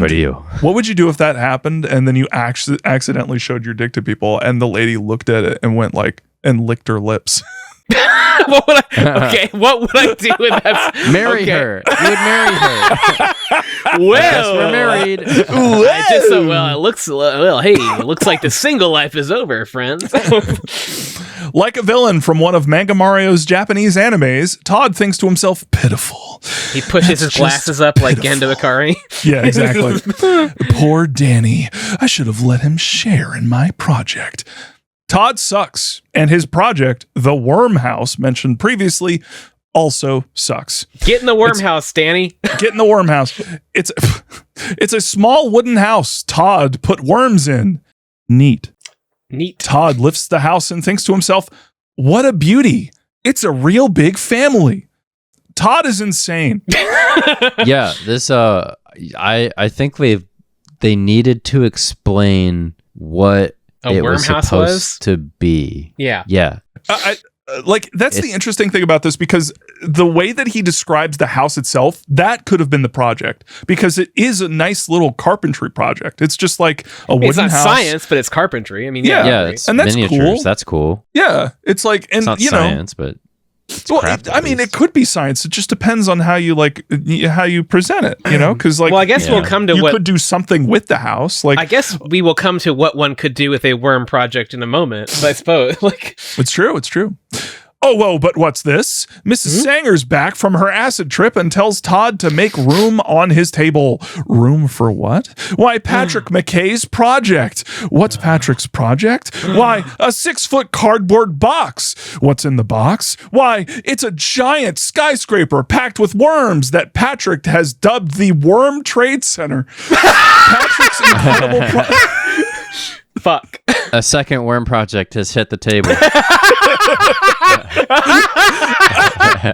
Patrick's incredible project and amazing foresight to make a 9/11 joke in 1994 causes Todd's dumbass brain to fracture. Quote, oh no, it can't be. I don't deserve this. I built a crummy little worm house and Patrick made a skyscraper. It's not fair. Not fair. Patrick doesn't even like worms. He probably doesn't even fantasize about worms. He's likely never even kissed a worm. And he definitely doesn't want to marry worms. I'm going to fucking kill him to death. That was a really good impression of the narrator of this book. Thank you. Yeah.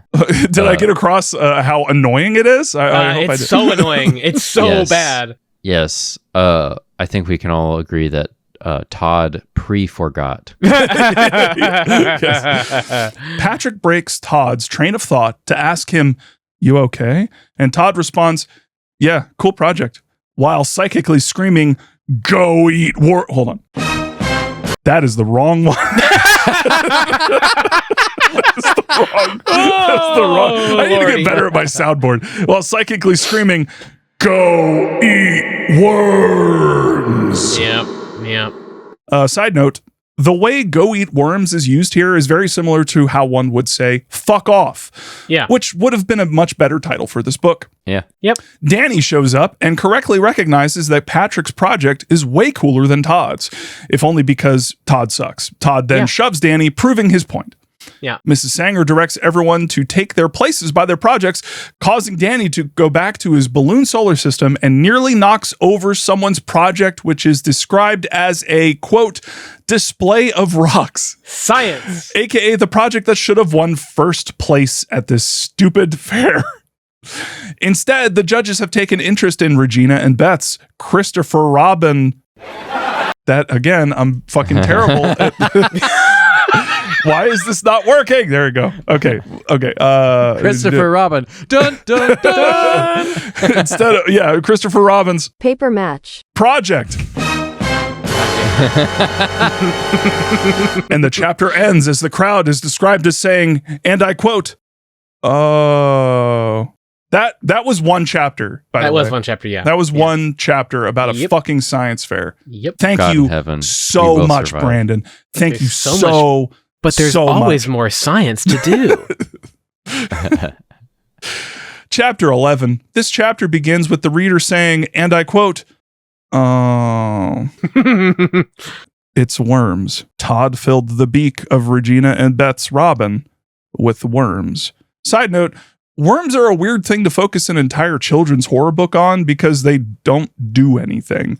Any and all jump scares involving worms in this book are merely reminders that worms exist. Anyway, Todd is described as being so excited that he goes third person in his own mind at that point in time and thinks to himself, quote, "It was a thrilling moment." I can't tell you how many times I reread that fucking sentence in this book. Like, what happened? I don't, whatever. Anyway, Regina shouts to the Duchess. Thank you. The Duchess. Regina shouts to the Duchess that this was Todd's doing, to which Todd says, "I thought Christopher Robin looked hungry, so I fed him." Yeah. Todd then goes back to his table and high-fives Patrick, who says, "Cool move, Ace," and is described as having a, quote, big grin on his handsome face, unquote. This causes Todd to do some serious introspection and ultimately decides that maybe he's kind of an asshole sometimes, but vows to catch himself in those moments and be a better person. Just kidding. Quote, "He didn't want to be friends with Patrick. He wanted Patrick to go eat worms," unquote. What is wrong with this stupid, hateful child? Todd thinks of flying some planes into Patrick's Tworm Towers, but ultimately decides against it as the judges show up and ask questions. Amazing questions, such as, Can quotes... Hold on. My fucking head. My nuts? Mom, my nuts? Can worms survive in a real skyscraper? And what does this project prove about gravity? I was so fucking confused by this. I was like, what the fuck is this project? I don't understand what can worms survive in a skyscraper? I mean, fucking... Yeah. Okay, yeah. I mean, like... Yeah, if they have a little worm thing, like, I don't think that these are the questions that the kids are trying to answer. Anyway, it's Regina, and she's mad at Todd for worms. Todd says she deserved it. And my only question is, what does Goosebumps prove about the cycle of revenge? Don't answer that question just yet, though, because it's time to hear who won the science fair. But who did win? Who won? I can tell you. Edge of seat. I am on the edge of seat. Edge of seat. Chapter 12. And the winner is no one. I mean, it's Danny and his balloon solar system. I would credit where it's due. That one is kind of science. Like, yeah, I mean, like that's like a. I think that's where Jovial Bob was going with that, because none of them had anything to do with like science or anything. It's just, hey, here's a big. The way that the kids were thinking that they were going to win, it's just like, oh, if it's bigger, then it's better. And it's like that. I don't know. Anyway, that's how science works. That's science. Bigger, better science. So yeah, Danny won. Cool. That kid deserves some kudos for dealing with Todd's shit constantly. And speaking of which, Regina has decided to not deal with Todd's shit anymore and shoves the shit out of him while screaming, "Fuck off! I mean, go eat worms!" Mm-hmm. Todd slams into Patrick's twin towworms, and they nine a wormin all over the place. The kids are evacuated from the science fair, but I'm certain they'll never forget. Can I please? I'll add here. Oh my! I'll add here. Liquids and gases. It's liquids and gases. Liquids and so gases. Please explain that. Well, I can't really explain it. I mean, honestly, they just keep repeating it. Liquids and gases. Liquids and gases. I guess his worm tower falls into a liquids and gases based table or experiment. Yes. Yep. And a child just keeps yelling, "It's liquids and gases, and the narrator says it in such a fucking annoying way, and then everyone dies because of the gas, and then the book is over. The editor had to cut out the part where they were like, "It's boiling acid." Chapter 13, a bunch of children nearly died. But anyways, a few days later, Todd restocks his worm aquarium while Regina plays ping pong with Beth. Todd, completely unprompted, then decides to just cut a worm in half. Todd is a psychopath. Anyway, I don't know. It makes no sense why this. However, Todd then says, "Wouldn't it be cool if people could do that?" Yeah, Goosebumps. Wouldn't that be neat? Wouldn't that be a neat concept for a children's horror book? Wouldn't that be better than, say, a book about deplorable children doing nothing for pages upon pages? Anyways, I'm not mad. Regina says she saw the worms looking at Todd when he cut their friend in half. I'm sure this is a fun premise that will pay off. Yeah, I'm sure. Yeah. I can't wait to hear more about it.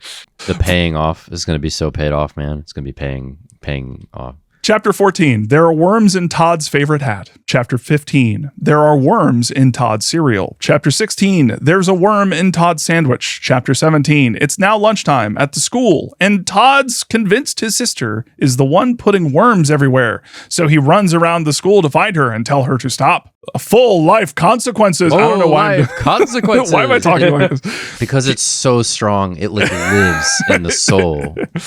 He eventually finds her talking to Beth and Patrick and overhears Patrick say, "No, Todd doesn't know. He doesn't know I'm doing it." He doesn't know. He doesn't know. He doesn't know I'm doing it.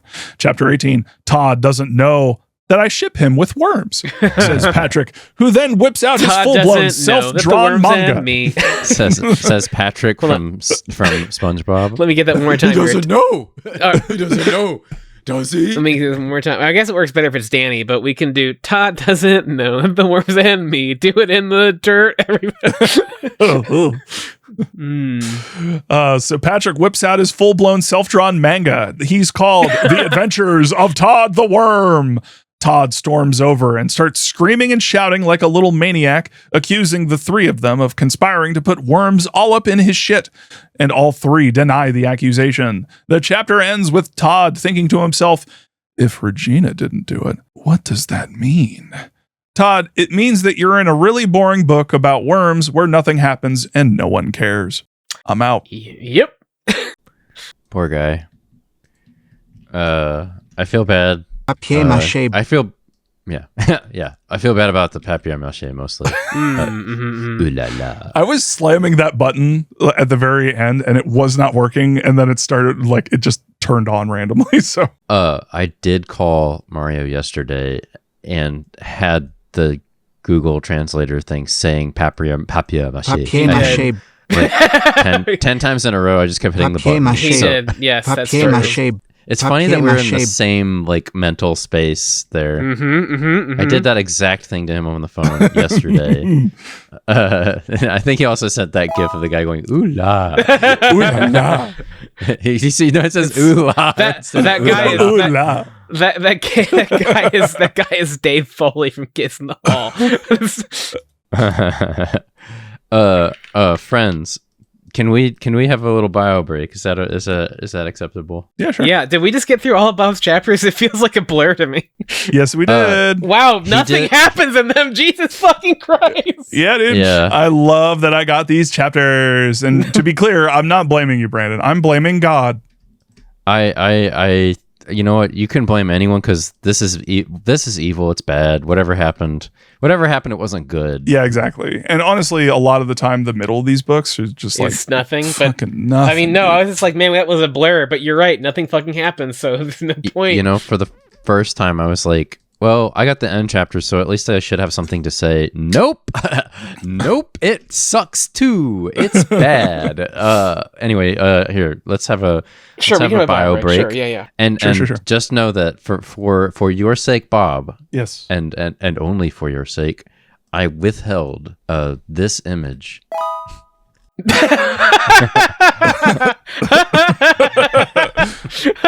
Perfect. Thank you. All right. Okay. Beauty. Okay, I'm also gonna go. Gonna go. You're gonna keep recording though, right? Yes, I'm gonna mute myself in Discord so you don't hear this pee. Oh, okay. Yeah. Sounds good. Chapter 19. Last chapter, Todd accosted Beth and Patrick, who did not know anything about the worm and his PB&J. They knew nothing. Todd and Danny dug up more worms. Todd needs more worms, ever more worms.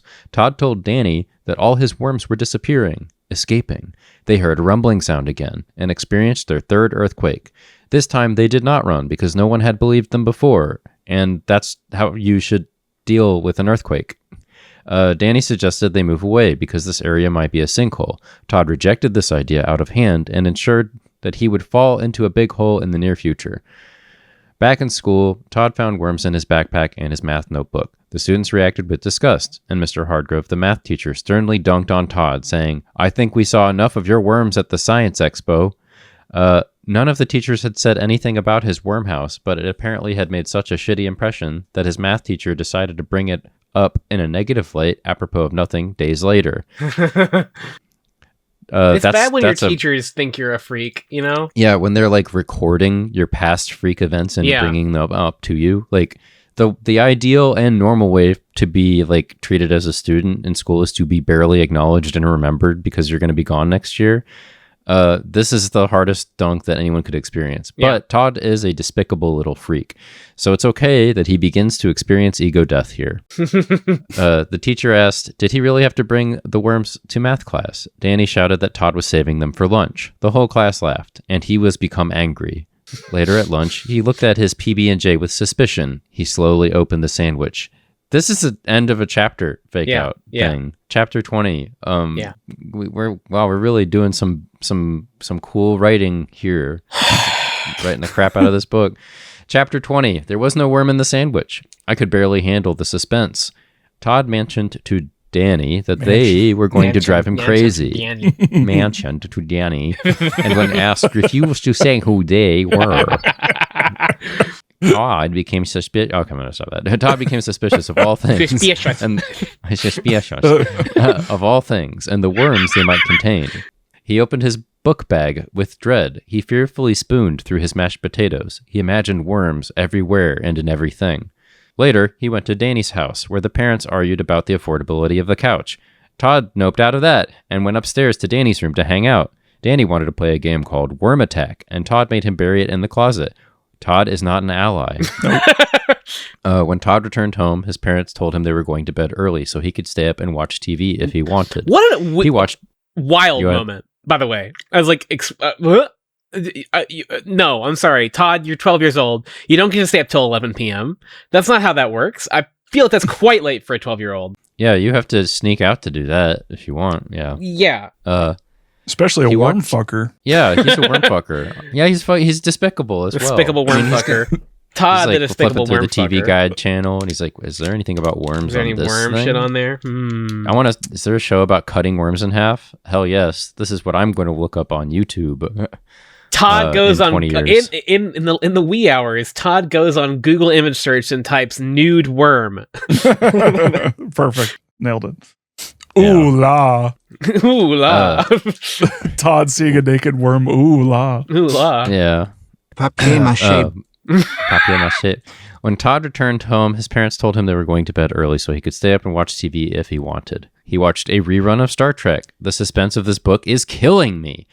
Todd went up to bed. He pressed his face into his pillow. There was something warm, wet, and wriggling there. He jerked himself upright and felt the side of his face. There his hands met, and the reader will hardly believe it, but his hand came down on a big old bundle of worms. Oh my god! Oh my god, that's crazy. There were worms on his face, on his pajamas, on his lamp. He ran around the room screaming. He yelled that Regina needed to stop. He ran out of his room, encountering his mother, and accused Regina to her face. His mother told him that it could not be so, as Regina was away at a friend's house. So like, God, no. my immediate thought was, and I said it out loud while walking, was like, okay, but was she home earlier in the day? Like, has she been at a friend's house forever? Because like, I don't know if you guys thought this or not at this point, that this was definitely Regina the entire time, because everything that was happening felt like a thing that a kid could and would do if they had access to worms and also all the things in your home. But I began thinking that, which is good because it saved me experiencing disappointment when I thought the book might have events in it. Yeah, I mean, they definitely could have changed it either way, but I was hoping that he would lean in and actually write a book instead of having it be like a lame fake out. But I mean, like, again, this is Goosebumps. Lame fake outs are a dime a dozen. Chapter 21. Mom demurred about the source of the worms and told Todd to take them outside. Todd did so, thinking as he did about the worms paying him back. He took them outside. Instead, standing over the worm aquarium tank, he attempted to apologize to the worms for cutting one in half and asked them to stop following him around. There was, of course, no reply. He encountered his mother in the hallway, who told him to take a bath, and he refused despite rolling around in worms. "Tomorrow, okay," he said. "You're a nasty little sewage boy, aren't you?" The mother did not inquire. Unwashed and in bed, he reflected on the worms and the events of the book. Unable to sleep, he did decide to bathe after all. He ran a bath and hopped in. As he began to relax, he heard a soft plop. It might be. It could be. It is. Worms coming out of the faucet. They poured out and covered him all over. It's really happening. Oh, chapter 22. He called for help as the worms covered him and forced him down into the slimy brown water. Then he woke up. Yes. Yeah, he fell asleep in the bath. Yay! Yeah, it was a fake out. We couldn't have even one good scene. When I was listening to this, I did genuinely think for a second, I was like, oh my God. Okay, this here is we like, go. I'm like, okay, it's real. And then it chapter ended and I was like, no. Oh, No. dude. No. Well, first off, how could you possibly think it's real? I know. I mean, it was a brief moment where I was, you know how it is when you're walking and you're listening to something, you kind of like zone out. It's for a like, second. you just kind of go with the flow, and then you briefly forget what you're listening to. And fucking R.L. Stine pumping the brakes. This book feels like R.L. Stine driving us somewhere and just like constantly like putting on his blinkers. Nope, not turning there. No, turning right. Nope. And then you end up, you're just going a straight line, and he's constantly like fucking slamming on his brakes randomly for no reason. There's nothing there, but you just come to a screeching halt, and then you can go forward a little bit, and it's screeching halt again. Is he going to turn left? No, he's going to keep going straight. I hate it. Hop in the car, kids. We're going to Kings Island. And then you get in the car, and you're like, yes. And he's like, hang on. First, I've got to go to the bank. Hang on. I've got to go to the grocery store. Hang on, I've got to go. Hey kids, hang on, you're going to the dentist. We're going to the gas station. Well, I'm gonna get gas, and you've got to stay in the car, so you can't go in and get snacks for the road. And then I'm gonna take you to the dentist and get your teeth pulled. Yeah. Hello, I'm R.L. Stine. Fuck you. Good night. I'm R.L. Stine. Good morning. I'm R.L. Stine. Hello. You wake up and he's in the bed next to you. Hello. Good morning. I'm R.L. Stine. Hello. Every little worm has a little R.L. Stine face. Hello. Did you sleep well, dear? No, that's the true horror. Well, I don't know. Maybe he's okay as a partner. Maybe listen. I can't speak to him as a human being. He might be a great person and a loving partner. And a giving lover. Anything's possible. He wasn't giving when he was writing this book. No, he was definitely not. he was giving in Machiavelli with this book. I mean, it's giving. Kill me, please. Kill me. With me, Mario, the listener. Kill me. Free me from this. Kill me. Free me. Let's try to book it. I'm going to try to book it. He called for help as the worms covered him and forced him into the slimy brown water, but no, they didn't. He woke up. He had a dream in the tub. God damn it. Oh, wow. Realstein taking the box of every bad Goosebumps thing with this one. Our bingo cards are full and our hearts are empty. He dressed and went back to bed, announcing to the reader that he had a plan to get rid of the worms for good. A simple plan. Such a simple plan. He had a plan. And he knew exactly what to do. Yes, he cried in a whisper. Yes, with the plan, I will surely be free of the worms. Great plan, just the best plan ever. Plan. Thinking about his plan, Todd fell asleep. Plan. And dreamed about the plan. What a plan. Much like the Republican Party, he has ideas for a plan. Yeah, he's definitely really got a plan. He's definitely going to really do something. You just now, wait. For real, like the Republican Party, there is a real plan. there's something we were going to do. For healthcare, specifically. Yeah. What a great plan. Excellent plan. Just the best.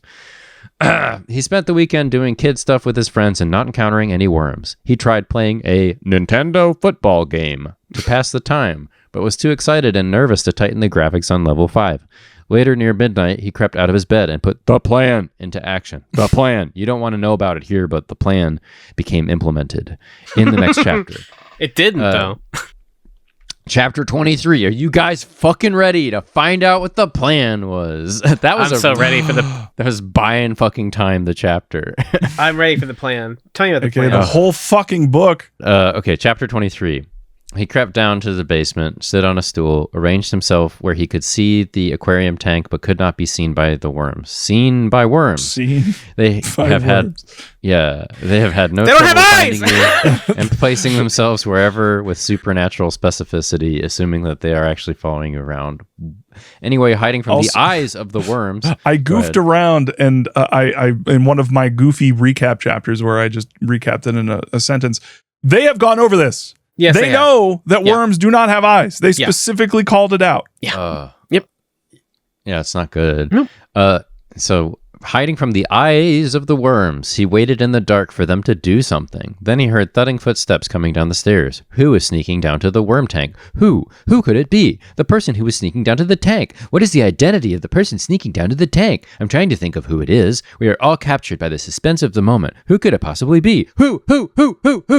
Let us list each of the characters in this book and consider in this moment who could be the likeliest candidate for walking down the steps. Who? Well, if I may...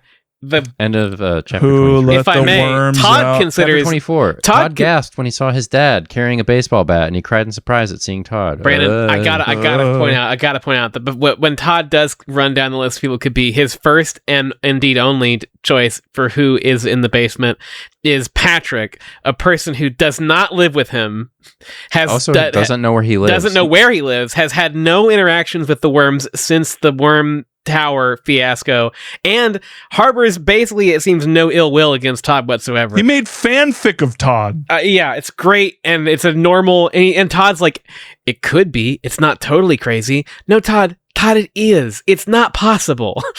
Patrick's not breaking into your house every night. It's pretty clear from the few descriptions of Patrick that we've had that Todd wants to smooch him on the face. I did get that feeling. Yeah, I got that vibe. Hoping that Patrick sneaks down to the basement. That's why he only thinks of Patrick. Doesn't think about anyone in his family or his sister who live in the house. Anyway. Todd gasped when he saw his dad. Oh no! Brandon ran out of batteries. We gotta. Can you go to the store real quick? Or do you have some batteries? No, I don't have any. Well, I have actually a lot of batteries because of Halloween. But can you put some in, Brandon? I mean, I can drive them over. Okay. I mean, it'd take a minute. Listener, the time has just passed, and Mario is now at Brandon's house. Here we go. Plunk, plunk. Is that the sound of batteries? Fucking never mind. God damn it. I'm trying to do Foley over here. And I don't. I've heard of yes and, but it's just like, yeah, whatever. Carrying a baseball bat, he cried in surprise at seeing Todd. Triple A's. Also, you left the switch to evil. Yeah, okay. Cried in surprise at seeing Todd. His dad was carrying a baseball bat. He cried in surprise at seeing Todd. He thought it was a burglar. I've had it with these worms, the dad spake. I've had it Tomorrow, with these worms. take them. What? I've had it with these worms. I had it with these worms. I've had it with these worms. That's enough. I've had it up to here with these worms. He screamed at the top of lung. Tomorrow, take them outside and dump them in the garden. Now upstairs in his bed, Todd reflected angrily on the ruination of his amazing plan. This is a great plan. Get nothing but flack. He didn't realize that the whole mystery would be solved accidentally just a few hours later. R.L. Stein affirming to the reader that yes, he will eventually be required to write something happening in this book. There's 3 chapters left in this book. Just want to put that out there. I drink the coffee like the gif of the military man in Avatar with the missiles. It zooms in on his face as he drinks the coffee, watching the destruction of the beautiful native peoples. Chapter 25. At school, Todd encounters Regina, Beth, and Danny. Sneaking around the corner like Solid Snake, Todd heard Regina and Beth laughing at his suggestion that Regina had put the worms in his bed and that he had been ordered to take the worms out of the house. Talking very loudly right around the corner, Regina admitted that she had been the one. She had put the worms in his lunch and jacket. And he had never guessed it was you the whole time, Beth asked. He guessed, Regina replied, but I'm such a good actress that he didn't know what to think. Despicable book of vile children. Danny was there too, I guess, so he could ask Todd what he was going to do. Todd said he was going to get revenge and would need a lot of worms. Like, I don't know if you can even say it's a one-track mind. It's just like, boy that's has all worms that's in the there. brain, like RFK Jr. Yeah. Oh, what did that? I had a comedy bit in my head and I lost it. I was trying to book it. I you know what? Let's just get through it. Chapter 26. Papier-mâché. Papier-mâché. Papier-mâché. Papier-mâché. Papier-mâché. Chapter 26. After school, Todd went to the worm dirt patch. They began to dig for worms. Danny was there too, I guess. The earth shook as before. They dismissed it. It rumbled more, and Todd said to ignore it. Finally, the rumbling intensified, and the ground split open beneath them. Something emerged from the crack, and it was as big as a tree trunk, and it rose from the mud. It was a giant worm. Something is happening. Oh my God. Todd shrieked. I'm going to add real quick that Todd said it looked like a tree trunk, but it was moving too fast to be a tree. Yeah, Todd, moving at all is actually, if it's moving at all, actually, Todd, that would be a bit of a problem. You can add intelligence to his list of characteristics. Future scientist Todd. Yeah. So the thing rose from the mud. It was a giant worm. Something is happening. Todd shrieked and turned to run, but slipped. This was the mother of the worms, he thought, and she's coming to protect her babies from me, the sociopath that has been torturing and abusing them. It wrapped around his waist and pulled him down into the mud to the end he so rightly deserved. Chapter 27. He then saw Beth and Regina walking in the distance with the papier-mâché. Robin, and he called out to them. Papier-mâché. Papier-mâché. Papier-mâché. The worm stood straight up and shivered, lowering itself back into the mud. The girls came over with the papier-mâché, Robin and papier-mâché, and did not believe Todd or papier-mâché. Papier-mâché. Back at Todd's house, Danny watched him chloroforming a butterfly, papier-mâché. I dipped a wad of cotton in chloroform and dropped it into the jar. It will kill the butterfly. Watch, future serial killer Todd said. Todd was collecting butterflies now. He likes killing them things that are soft and beautiful. Yeah, they are so gentle, so pretty, so easy to kill. Let me show you my collection. Everyone was happy about Todd's new hobby, especially Regina, and no one played any more jokes on anyone anymore. Everything was happy. Then one night, Todd gazed up from his butterfly murder table and saw out his window a giant butterfly carrying an enormous silver pin. Oh shit, here we go again. Blessedly, This is the end. What the fuck? That's the end. That's how it ends. That's how this fucking book ends. What is this? What is this ending? Is it a dream? This is a dream, right? This is a fucking dream that Todd's having. It's Goosebumps. It's probably a dream, but it also, generally speaking, when it ends on something, that's generally speaking supposed to be something that's happening in real life. It's also not. It doesn't. It's nothing. It's not. It's. I don't. He didn't care. He didn't care. He just got out of there. He just got out. He's cut it and run. Cut it and run. Cut it and run. Also, this how is one of those stupid books is where I it? finished it and I got mad. I was like, what? It's so stupid. The fucking papier-mâché bird is the thing that saves the day. I hate that. I also, it's like it's getting revenge, the worm, right? But Todd didn't do anything to the worms, except there's one scene which it feels like R.L. Stine added retroactively because there was, no crimes committed against worms, I guess, except kidnapping. It's like there's one scene where he cuts the worm in half after saying that he didn't want to cut worms in half because he liked worms big and not small, whatever. But that's the only instance in which he's done anything to the worms that is actually tangibly detrimental. And the giant worm's been rumbling around beneath the baseball court field for the entire fucking book. I like this. These few sentences describe exactly like how I feel about this book. This is in the final chapter. Mm-hmm. Todd watched the bird's wide shadow roll over the grass, the shadow that had saved his life. Mm-hmm. Then he turned to Danny with a weary shrug. Quote, "Might as well go home," he said softly. Yeah. "I'm not sure I believe it myself." And it completely abandons the fucking R.L. Stine brings up a fucking gigantic mother worm, and it just doesn't fucking matter. Might as well end the book. Your R.L. Stine entire said, shrugging. Your entire book, and I'll point out again, why is it a fucking butterfly? Why? Why wouldn't he be interested in birds, the thing that saved his life now? That seems like a really simple thing, but also, why fucking, if you're a scientific mind, just fucking focus on the giant worm that's causing little fucking earthquakes to happen around your fucking school. I don't understand. Oh, I hate this fucking book so much. Okay, we're done burying the lead. We've dug up the lead. This book is the fucking worst. This is the worst book. So fucking bad. This might be the worst book I've ever read in my life. Actually. This is. I don't know how bad Chicken is, because I went online and I was looking up what do people consider to be the worst Goosebumps book, and I know that You Can't Scare Me has a reputation, but a lot of people say that it's Chicken. Like, but that's the one. But I'm seeing that a lot of people say it's Chicken because blogger beware, you may remember this from a previous episode, an old blog about Goosebumps, really hated Chicken and made it like a joke, to hate on it, nostalgia critically-esque. Cinema Cincy increased for comedic effect, really hated Chicken. And so a bunch of people who read Blogger Beware now have spread around this idea that Chicken is terrible.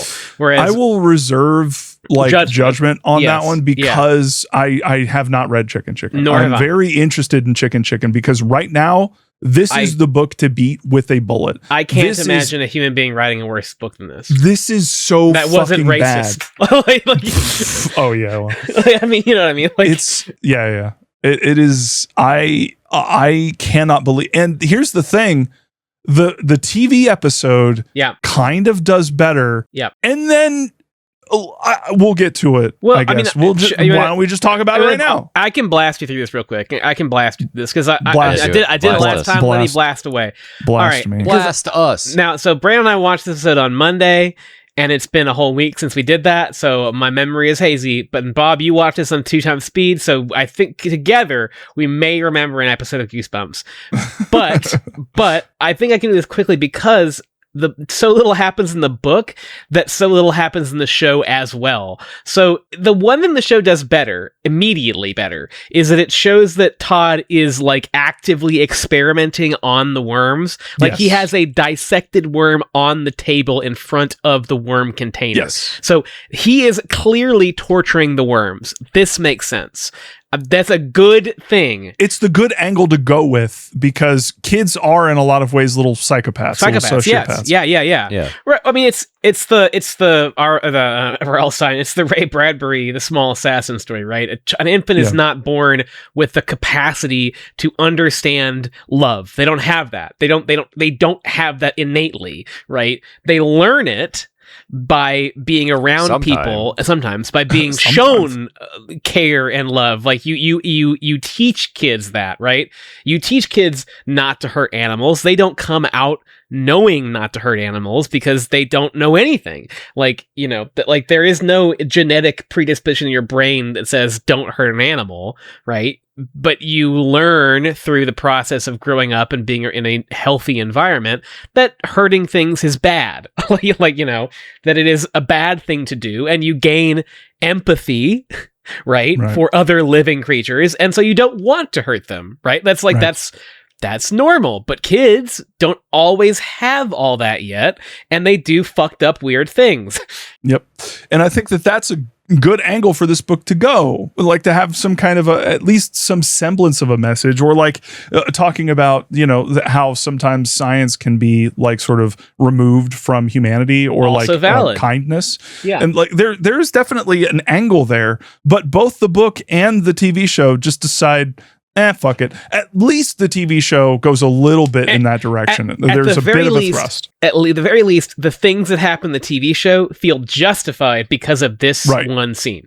Yeah. So we fucking skip the science fair completely. Fucking forget about it. Yeah. So Regina is still here, and she has still made a papier-mâché bird, but we don't know why. She just did it, right? She just has a papier-mâché Robin, and instead of doing the science fair, we skip all of that. Todd has just filled the bird's mouth with worms for like no reason except to be mean, and they fall all over Regina in his basement, okay?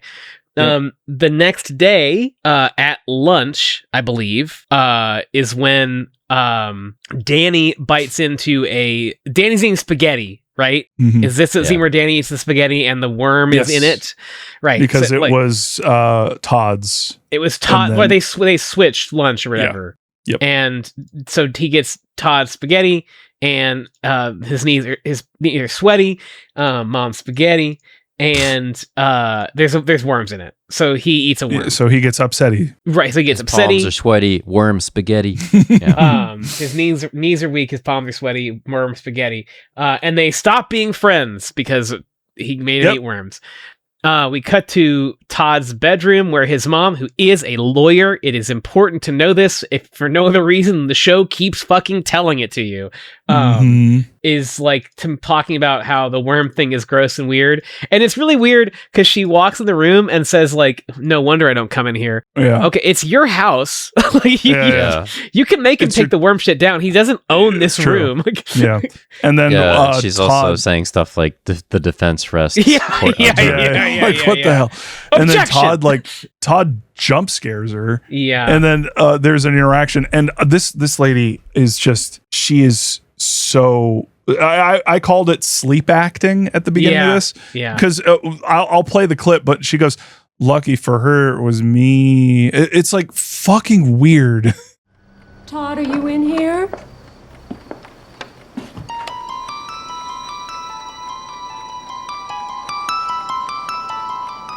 No wonder I don't get in here more often.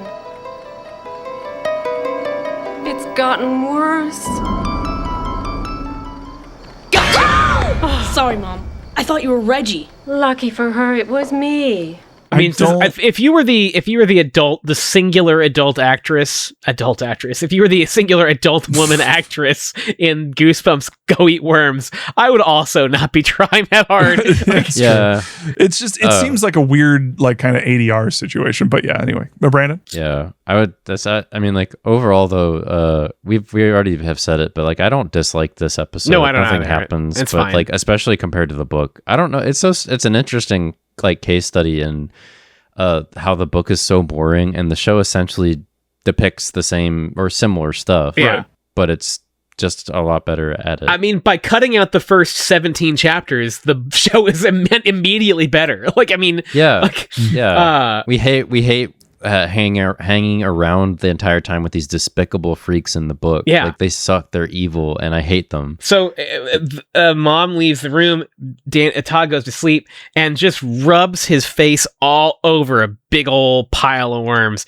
Just smears his face into a big old nasty pile of worms, you nasty worm freak. They do it. They do it. He screams. His mom comes in. He blames Regina. His mom does the Regina's sleepover thing. Normal stuff. Danny and Todd reconcile. It turns out when you're 12 years old, returning to being friends with someone takes exactly 12 seconds. And all you got to do is say, I'm going to prank my sister with worms. Okay? Then your friend is like, you said the magic words. Yeah. Secret handshake. And then we cut to Todd meeting up with his sister and Beth, walking in the most desolate region of Canada I've ever seen. Just the most depressing, gray, ugly fucking November day. Like, Jesus Christ. Yeah, the light has a weird quality where it's like almost not light. It's almost taking light. So he goes to this area wherein he grabs some worms. The worms, and then he goes to check the worms in his own basement, I guess, before going out to get some more worms. And the worms peek out of the dirt and watch him leave. Now, this happens because it's a TV show and we're watching it, which means that already the show is saying we are going in a different place than this book did, which is awesome and good. Yeah. Yeah, it definitely felt like the whole time they were like, they read the book and they were like, oh, we no, hated honey, the book. I'm not doing that. They knew they couldn't do it. I mean, they can't do it. You can't make a TV episode out of nothing. So Todd decides to, under the cover of darkness, go creep around in like a bunch of wet muck and look for worms. It makes no sense, but it is spooky. It is an effectively atmospheric scene. And in the course of this, he is pulled down. You're not going to believe this when I tell you this if you read the book. He is pulled into an underground worm cavern wherein... Yeah, they made a worm cavern. Cavern wherein the worms spell on the wall, we're going to watch you squirm. Or we're going to make you squirm. Which... I mean, like, boy, buy a guy dinner first. But, yeah. You know, but like, Todd, we will make you, letter you, squirm. Which, if you sent that in a text message, like, okay, all right, looks like Todd's having a cool night. The worms spell out "you up" on the worms send a sweaty eye emoji. The worms do a fucking eggplant. The eggplant and an eggplant emoji on the wall. Yeah. Yes. While in the tunnel, a genuinely giant, nasty ass wet puppet worm appears and wraps itself around Todd and drags him to the surface. And you get a big old fucking worm puppet, which is all right. You know what? Hey, sure. Okay. Inexplicably, Regina is here in the fucking woods with her robin that she made, and the giant worm immediately runs away. Why the kids are walking down past the one singular street lamp in the middle of the fucking woods with their papier-mâché robin, papier-mâché, is not explained. Papier-mâché. Thank you. Papier-mâché. But sometimes it works, sometimes it doesn't. Nonetheless, that is how this conflict is resolved. Again, it feels like I'm blowing through this. This episode feels like it's 5 minutes long. like it. Thank you, Brandon. Thank you. When you said the "you up," yeah. I was thinking about the time that the Portland Pickles guy Jesus Christ. sent a picture of himself giving the thumbs up, but the phone cut it off in such a way. But the tweet is "new phone who dis," and the thumb is coming out where his crotch is. So.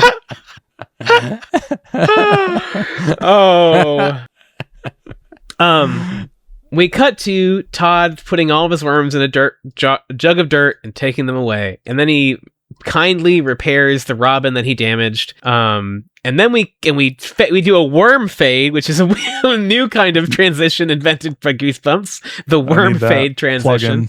Yeah. And we cut to Todd and Danny going fishing in the desolate lakes of Canada. And Todd's into fish now. He's real into fish. Fish are really cool. And, also fish don't have any brains, he notes when they talk about using them for baits, which, I mean, worms don't either, but like they also, did try to kill you. So like, I don't know, man.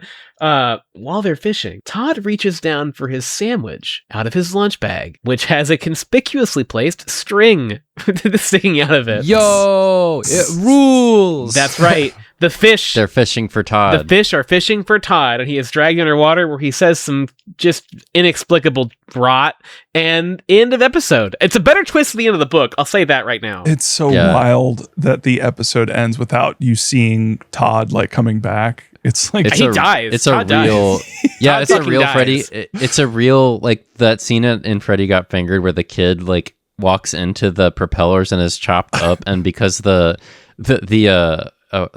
whoever it was, the producers were like, you can't do that, you can't kill a kid like that and have like the blood spray the crowd of people, so they had ADR the kid going, I'm okay, Dad, I didn't get hurt at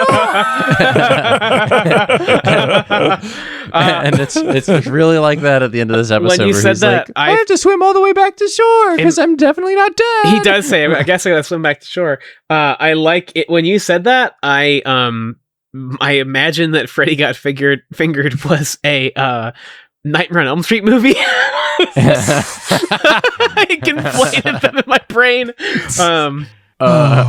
What? I'm like, I can't say that. I can't say that. Let's. But it's very funny though. Yeah, bitch. Would you like some sausage? yeah.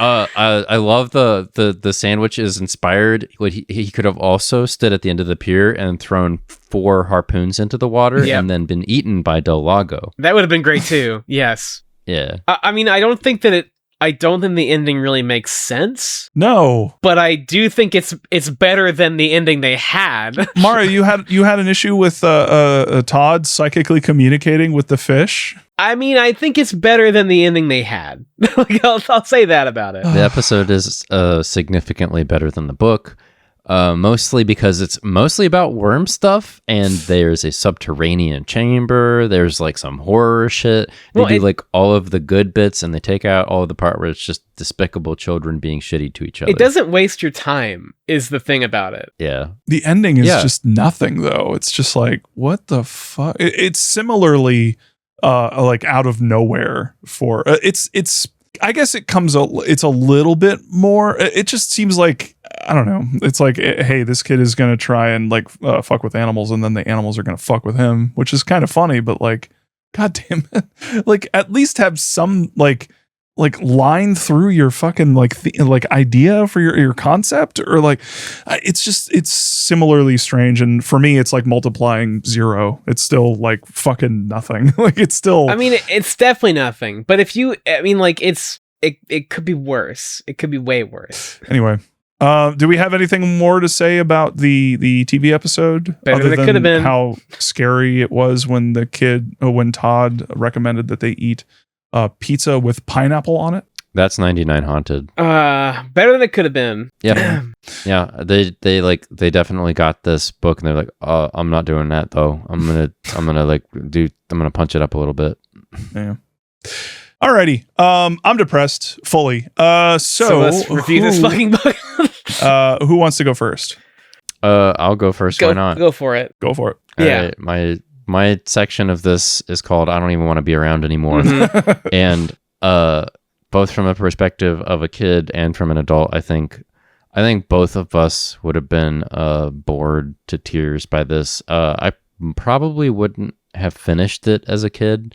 And also I wouldn't have finished it as an adult if I was not contractually obligated to. It's bad. It's boring. It might be the worst one I've read so far, and that's all there is to say.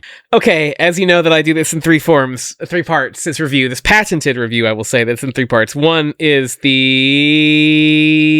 scariness. It's a 0 on scariness. It's a fucking 0. It's not scary at all. This book sucks. The steininess, I would call this a fucking 10 out of 10 on the Stein factor. This is a fucking, all of his worst habits are here. A book with nothing in it is the most R.L. Stein thing you can possibly write, I think. Yeah. And then the kid zone, aka the relatability factor. I mean, I guess if you were a fucking freak, then sure, yeah, I guess it's very relatable. But aside from the fact that I have been to a science fair, so I'll give it a point for that. And that's all I'll give it. I'll give it 1. I'll give it 1 with a little sub caveat that just says this book is the fucking worst. It's the worst. All right, my turn. Yes. All right, ranking update. This is the worst. This is the worst. This honestly, it's made me rethink my rankings. Mm-hmm. Like, I can't. Like, You Can't Scare Me is 1 out of 10 on my list. Mm-hmm. It does not feel right to have Go Eat Worms at 0. Like, either I need to go into the negatives or I need to kind of push everything higher, because Go Eat Worms is just like so, like, at least You Can't Scare Me had a cute dog in it, you know, or a couple cute dogs in it. I mean, there are events in You Can't Scare Me. Yeah, and You Can't Scare Me had SCP-6969. Yes. Which is Mothman and Slenderman kissing. Yeah, that's right. Like, that's right. There's nothing redeemable about this fucking book. No. There's nothing. This book is a vile thing. It is poison. It is mind poison, this book. Like, sucks. I have been avoiding, like, really hammering how fucking terrible this book is. It's come out a few different times, but I've kind of stopped myself a couple times. Yeah. From going too ham, because I kind of worry sometimes that, like, we're, you know, too negative or, like, you know, too, like, harsh on stuff. But I cannot stress how fucking bad this damn book is. I want to make sure I'm very clear. Yeah, and if you think, oh, he's being hyperbolic, he just hates it because it's fun to hate this book. No, I genuinely hate this fucking book so much. This book is terrible. I wish I could erase it from existence. I wish I could blast it off the page of history forever. Like, I think, like, this is when people think of Goosebumps and they think, like, kids horror, probably, like, not the best, maybe couldn't be, and they think maybe of things they don't like about it. Like, this book has got it all, baby. I'm not going to rhapsodize about how bad it is. You all heard enough of that. I'll just say, sucks. The only reason this book should continue to exist is so people who hate their nephews can give it to them for Christmas. Like, and remember, Real Stein agrees with us. Yeah, Real Stein also agrees. Yeah. He thinks this book sucks, and he is correct.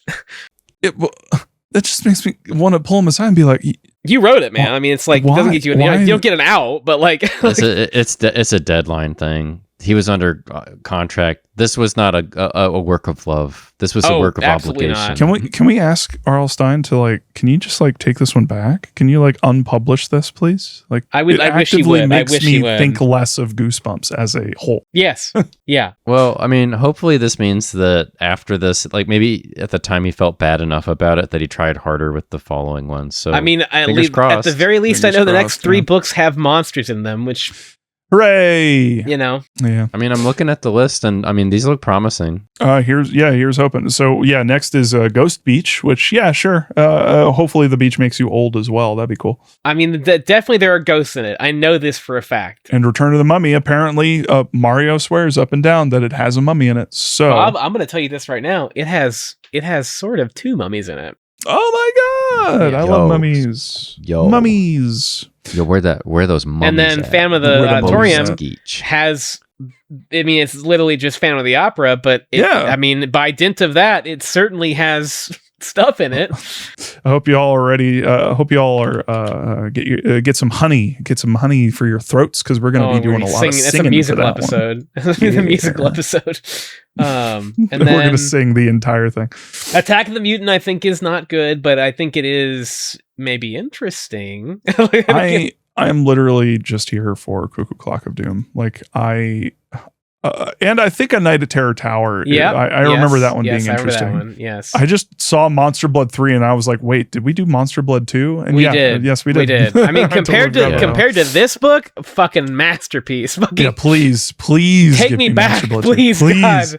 All right, y'all. I debuted a new segment, which is no longer new. I can no longer say that because this is the 3rd time we're doing it. It's Goodreads Reads.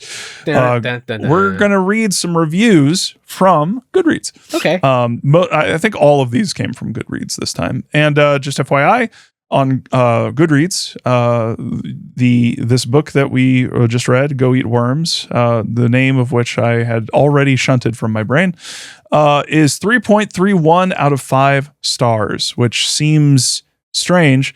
I know for a fact that is not the worst rated Goosebumps book on Goodreads. So yeah, all right, let's go through these. So number 1, this is the only good Goosebumps book there is. The other ones are stupid. 1 star. It's the wombo combo there. Yeah. So then we have very Neeky for the worms, 5 stars. You mean Neeky for the worms. What? Neaky, Neeky. Very Neeky for the worms. Very Like Neeky nice? for the worms. Very Neeky for the worms. Very Neeky. Very Neeky. 5 stars. Very Yes. Neeky for the worms. Very Neeky for the worms, All right. Reading as an adult with the blogger beware experience, my primary disappointment is this. The main character never eats worms. 1 star. Oh, fuck off. I don't understand. Of all of the complaints you could have about this They book, tell you why it's called that. next review, 4.5 out of 10, 1 star.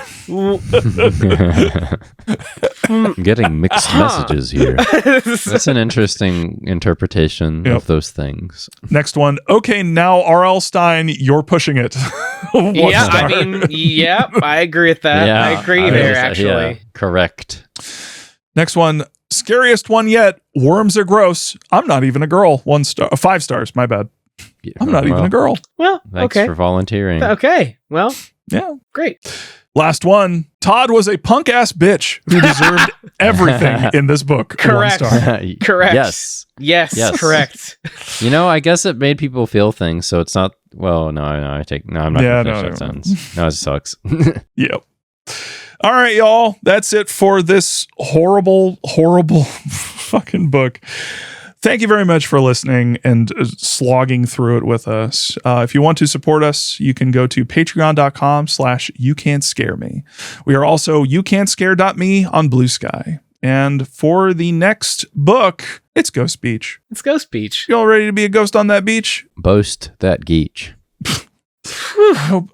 There's no way it can be worse. There's no Y'all way. ready for beach? It's not a possibility. I might eat these words, but I am looking for it. There's no place to go but up, in my opinion. Right. There's no way the next 3 books can be worse than this book. So I think it's a physical impossibility. Right. So I greet each next episode with a warmth and joviality and love towards my fellow man. So you know what? Great. Can't wait. Can't wait to open a great book.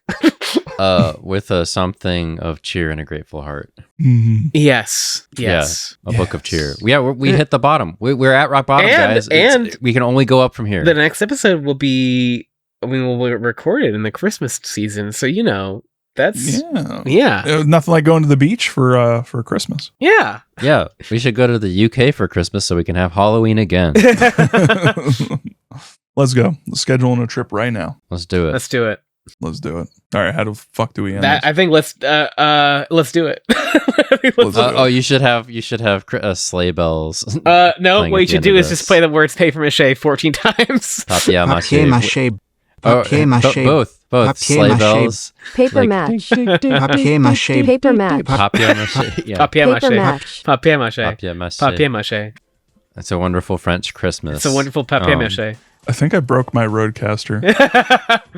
It's not responding anymore. Papier-mâché. Okay, there we go. See, I think I hit it too many times and now it's just going to randomly... Papier-mâché. Okay, fuck. I think it's just going to randomly press Paper it. match. Papier-mâché. Paper match. No, oh my god. Papier-mâché. No, stop! Papier-mâché. No! Papier-mâché. Paper match.